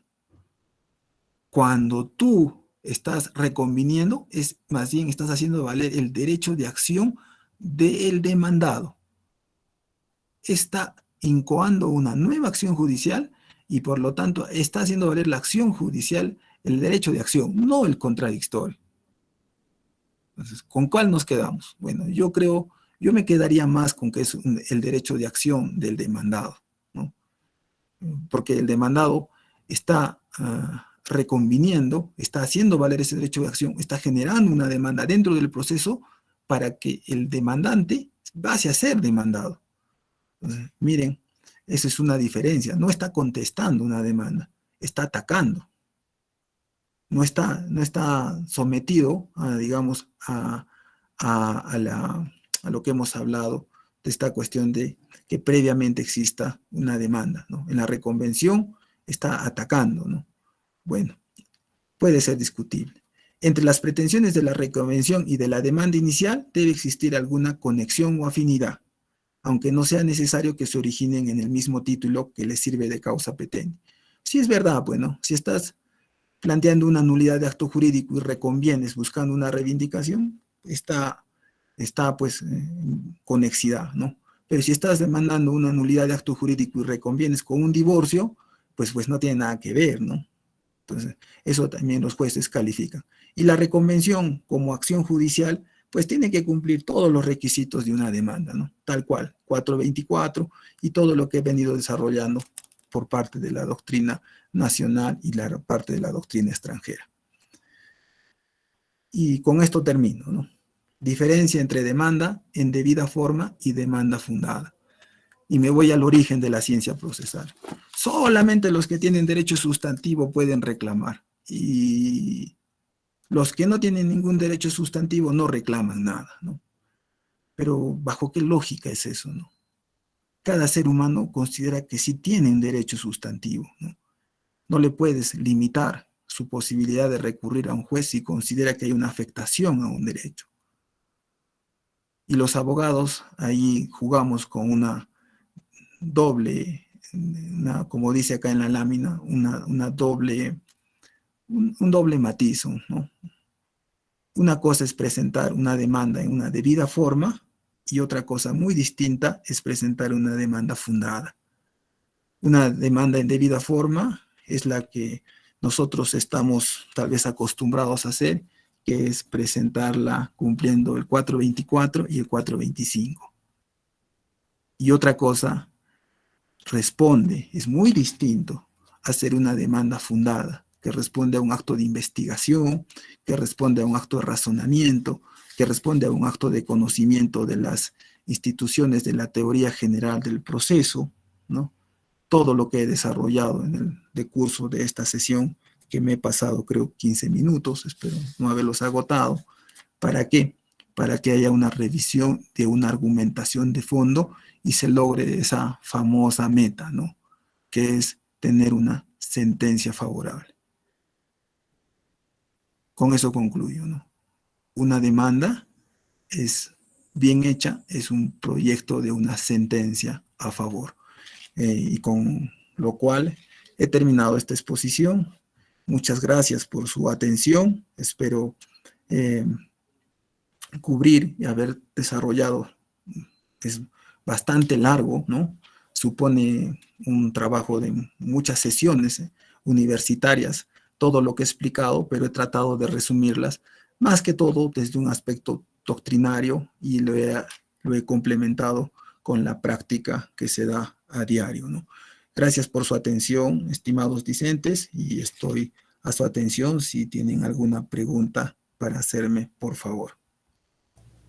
Bien, doctor, muchas gracias a usted por la exposición que nos ha presentado el día de hoy.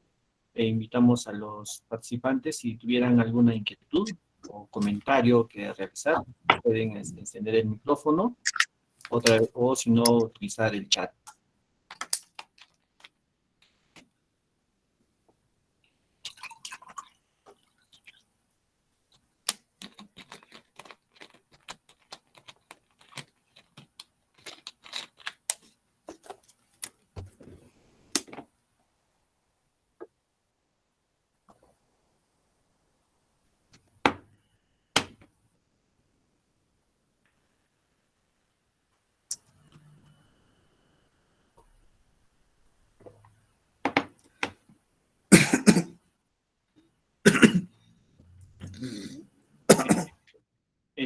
En el chat, doctor, nos escriben Fernando García, diferencia entre la pretensión y el petitorio, nos pregunta, doctor.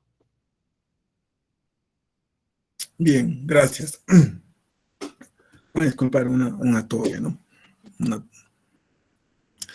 Nosotros podemos establecer de que la diferencia sustancial es de que el petitorio viene a ser la validación del derecho de acción, ¿no? Que es la fijación de lo que es el contenido de la demanda, fija los parámetros del contenido de la demanda y eso es el petitorio, fija los parámetros de la demanda, y la pretensión en sí misma es la subordinación del interés ajeno al interés propio, o sea, ¿qué es lo que yo quiero de la otra parte? ¿Qué es lo que yo quiero con la interposición de la demanda? ¿No?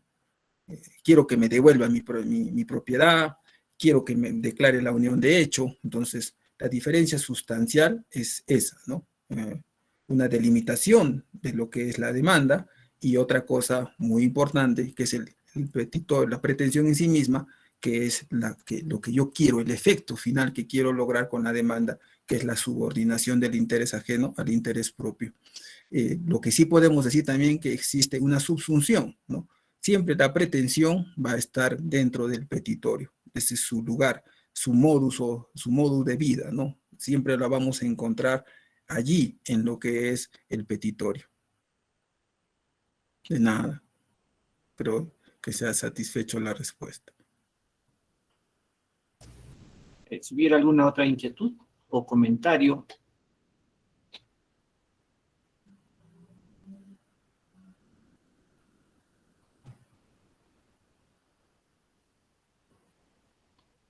Bien, doctor, creo que son la única interrogante que nos han hecho llegar. A ver, ya en la parte, a ver, acá nos escriben, doctor.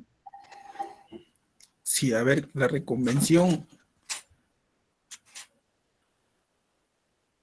La reconvención es un nuevo proceso, exige los mismos requisitos de la demanda. Sí, la reconvención no es un nuevo proceso, ¿no? Yo creo que la reconvención es la materialización del derecho de acción que tiene el demandado, pero se hace valer dentro del mismo proceso, ¿no? Porque cuando hablamos de nuevo proceso podemos identificarlo de que estamos abriendo otra vía procesal, y no es así, ¿no? Sino lo que, como dije en la exposición, la reconvención tiene una conexión con lo que es la demanda, para efecto de que, digamos, el demandado pueda formular una posición que busque un reconocimiento de un derecho distinto al demandante, ¿no? Por ejemplo, ¿no? Yo estoy pidiendo una nulidad de acto jurídico y digo, no, esto no es una nulidad. Yo contesto, no hay ninguna nulidad de acto jurídico. Más bien él está poseyendo mi propiedad sin ningún derecho. Yo reconvengo y le formulo la reivindicación del inmueble. Solicito que me lo devuelva, ¿no? Entonces, ahí nosotros tenemos que entender de que no es un nuevo proceso, no se da dentro del mismo procedimiento que estamos señalando, mismo proceso, y que exige los mismos requisitos de la demanda, sí, tiene que cumplir con todos los requisitos y se parte señalando siempre como un pedido distinto, ¿no? Siempre hay que tomar en cuenta el famoso otro sí para hacer valer la reconvención y cumplir la misma estructura de la demanda. ¿Puede ser declarada inadmisible? Sí, puede ser declarada inadmisible, ¿no? Porque supone una calificación de parte del juez, tal cual como si fuese una demanda. En Clayson también yo he visto muchos casos en los cuales los jueces también las declaran improcedentes, ¿no? Puede apelarse, tal vez esa es la pregunta, obviamente, ¿no? Toda resolución, todo auto es apelable, ¿no? En general, nosotros aquí en la ciencia procesal, de acuerdo a nuestro derecho procesal, tenemos 3 días para formular recurso de apelación de un auto que nos desestima la demanda, o la reconvención también. Bien, entonces con eso daría la respuesta a Doris Salas Bueno. Listo, doctor, muchas gracias. Si hubiera alguna otra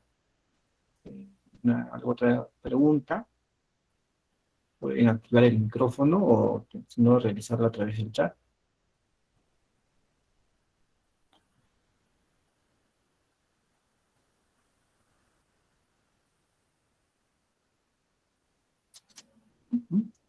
Bien, doctor, creo que ha quedado claro el tema de hoy. Como usted lo indicó, es un tema que se tiene que tocar a mayor profundidad, pero sin embargo, hemos escuchado atentos su ponencia, ha sido muy didáctico y muy interesante. nombre de la... A ver, tenemos... Hay una pregunta aquí, podemos entender, dice, doctor, ¿cuáles son los efectos jurídicos de la improcedencia en las distintas etapas del proceso? Bueno, el efecto de la improcedencia es que se rechaza, ¿no?, la demanda, ¿no? Y la improcedencia en las etapas del proceso se da básicamente en la calificación de la demanda, ¿no?, cuando se declara la improcedencia, y puede ser apelable, pero también, como lo expliqué en la exposición, también puede ser declarada improcedente en la etapa decisoria. Tal vez eso muchos nosotros no manejamos, cuando se emiten las famosas sentencias inhibitorias. Y lo malo de la declaración de improcedencia, o lo negativo de la declaración de improcedencia, es pues de que no hay un pronunciamiento de fondo. Y al no haber un pronunciamiento de fondo sobre el derecho discutido, creo yo que se afecta la tutela jurisdiccional efectiva, ¿no? Entonces, creo que con eso también podríamos dar la respuesta. Señor Fernando, podemos escucharlo, ¿no?, la pregunta que tenga. Sí, doctor, buenas noches. Muchas gracias, ¿no?, por la ponencia. Quería compartir una experiencia, ¿no?, del juzgado de Arequipa, del módulo laboral, ¿no? Pasa de que en los procesos por despido incausado presentan pues las demandas, ¿no? Pero de cada 10, 7 u 8 son inadmisibles. Entonces, como hay un plazo de caducidad que es de 30 días, el juzgado, ¿no?, observa y declara inadmisible. Pero a pesar de ello, de esas 8 que se declaran inadmisibles, digamos que solamente 6 cumplen y 2 no. Y en mérito, ¿no?, a la favorabilidad del proceso y que no se le afecte al demandante, se les concede un plazo extraordinario, ¿no? Y algunos sí cumplen, algunos no. Entonces, yo considero, ¿no?, que hasta qué punto podría, ¿no?, continuarse con la favorabilidad del proceso, ya dando estos plazos extraordinarios, o es que de repente, ¿no?, los abogados litigantes presentan sus demandas y de repente podrían atender, ¿no?, mejor, ¿no?, a los requisitos, ¿no?, de forma o de fondo que se pretende, ¿no? Me parece que ese retardo afectaría el derecho a la tutela jurisdiccional, ¿no?, que tienen los demandantes.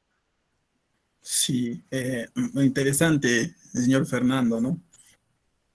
Yo tengo algunos juicios allá en Arequipa, ¿no? Y llama poderosamente la atención a veces la forma en que los justiciables o los abogados parece que presentan demandas express, ¿no? Son demandas sin mucha fundamentación, ¿no? Y siempre están incursas en inadmisibilidad, como lo he dicho también en la exposición. Existe un desconocimiento de parte de los abogados de la teoría general del proceso, ¿no?, de todas las instituciones que están inmersas en lo que es la demanda, ¿no? Entonces, ¿qué pasa, no? Cuando califica el juez, pues obviamente está en una cuestión de inadmisibilidad. ¿Y por qué las admiten? Dicen, ¿no? O sea, al final muy pocos subsanan, pero hay que favorecer el proceso. Yo creo que es un poco, primero por el derecho al derecho a la tutela jurisdiccional efectiva, o sea, que no se niegue el acceso a la justicia, que es un primer plano, y lo segundo está básicamente por el hecho de que el juez conoce el derecho. Ya sé los hechos, entonces en materia laboral es pro trabajador, como sabemos, que venga nomás, nosotros vamos a aplicar el derecho, ¿no? Pero yo creo que esa forma de admitir las demandas ya nacen enfermas. Es como un niño que nació mal y pues bueno, va a tener una deficiencia que no le va a permitir, digamos, desarrollar todas sus capacidades, ¿no? Yo creo que una demanda mal formulada, que ha sido admitida en base a estos dos principios, tiene muy poca prospección de que pueda ser declarada fundada, que pueda ser favorable al demandante. Y ese es un error, creo que de ambas partes, porque si el juez no califica adecuadamente la demanda, no hace, digamos, este parámetro de filtro para buscar un pronunciamiento de fondo válido, ya está afectando lo que es la naturaleza misma del proceso que se ha invocado. O sea, no lo va a subsanar, ¿no? O sea, simplemente yo pienso que ahí se hace, digamos, entre comillas, un favor maligno, si se puede decir, ¿no? Pero y el otro error es de los abogados, ¿no? Porque los abogados a través de estas capacitaciones que uno se da cuenta de que no es pues cumplir solamente unos requisitos procesales, ¿no? Hay, como les dije, muchas instituciones, muchos detalles que hay que cumplir, sobre todo hay que hacer una labor investigativa previa, no solo se da en el penal, sino también en el civil, ¿no? En el laboral, investigar, este contrato tiene o no tiene fundabilidad, esta causa tiene o no tiene causa, jurisprudencia, para efecto de poder interponerla. Y de así tendríamos una mejor justicia, pienso yo. Acá dice Audrey Ramírez, ¿no? Creo que con eso respondo a su pregunta, si está conforme. Sí, doctor, tiene toda la razón. De hecho, que pasa que de repente llega audiencia de juzgamiento por saneamiento procesal, otra vez vuelve a cero porque se dan cuenta que la demanda está mal calificada y es una pérdida de tiempo. Bueno, doctor, me despido. Saludos a su señor padre, doctor Moisés Mariscal, fue mi profesor Muchas en la gracias. universidad. Hasta otra oportunidad. Muchas gracias. Muchas gracias. Gracias por los saludos. Sí, pues mi padre es un poco famoso. En la etapa de saneamiento del proceso también se puede declarar improcedente la demanda, obviamente que sí se puede, ¿no? El saneamiento, para los que todavía se quedan, es una institución de origen portugués, ¿no? Y que lo perfeccionaron los brasileros, con la finalidad de que los jueces puedan llegar a la sentencia solamente a pronunciarse sobre el derecho discutido, y que el camino que ha llegado a poder llegar a ese pronunciamiento final pueda ser válido, ¿no? O sea, no hayan expurgar cualquier cuestión de deficiencia en los presupuestos procesales y en las condiciones de la acción.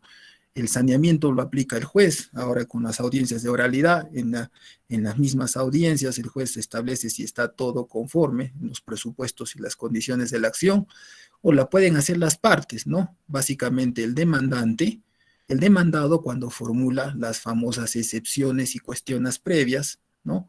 O también el reconvenido cuando es notificado con la demanda reconvencional. Es un juego, ¿no? Como un jueguito de ajedrez, ¿no? Algo así.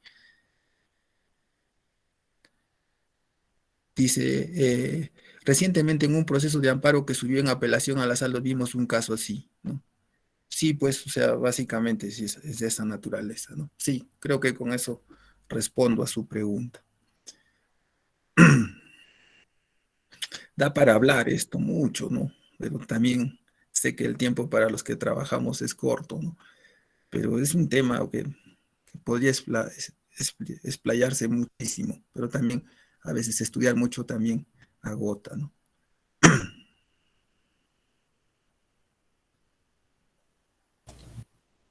Bien, a ver, doctor, esperaremos si hay algún interrogante más.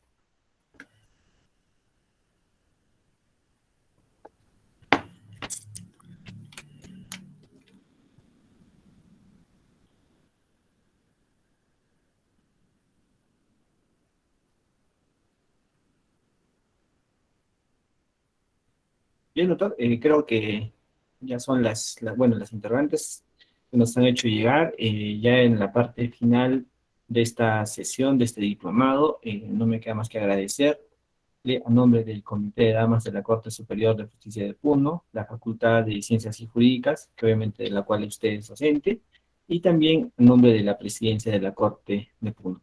Muchas gracias, doctor, y Dios mediante nos estaremos volviendo a ver a más adelante. Muchas gracias, doctor. Muchas gracias a ustedes por su atención y espero que haya sido los conocimientos de utilidad. Muchas gracias. Con todos, permiso. Hasta luego. Hasta luego.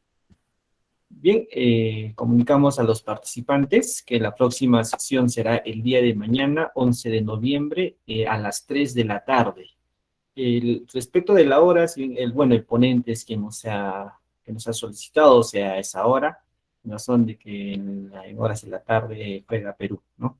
Ese es el motivo por el cual va a ser el día de mañana a las 3 de la tarde, la siguiente sesión, donde se tendrá la participación del doctor Ford Minamanco Córdoba, con el tema el proceso de prescripción adquisitiva y la oralidad civil. Bien, también comunicamos, bueno, ya deben de tener conocimiento muchos de los participantes que ya se ha habilitado el aula virtual. Los enlaces se han enviado a los correos que se ha registrado al momento de la inscripción. Pueden acceder mediante un usuario, que es el número de DNI.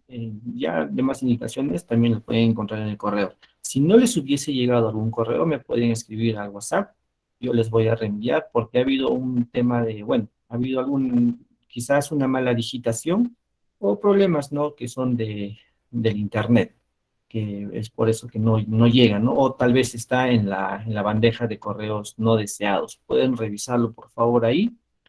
Y también hay un control de lectura que se ha ampliado, si bien es cierto era hasta hoy día, pero se ha ampliado hasta el día 14 de noviembre hasta las 11:55 de la noche, hasta este domingo. Es el primer control de lectura. Y cualquier duda, pueden escribirme al WhatsApp, yo les voy a responder al respecto de los usuarios también. Escríbame con confianza. Y bien, nos vemos el día de mañana. Va a ser el mismo enlace que del día de hoy. Y bueno, buenas noches con todos y gracias por su atención. Nos vemos hasta el día de mañana. Buenas noches, disculpe, ¿me escucha, por favor?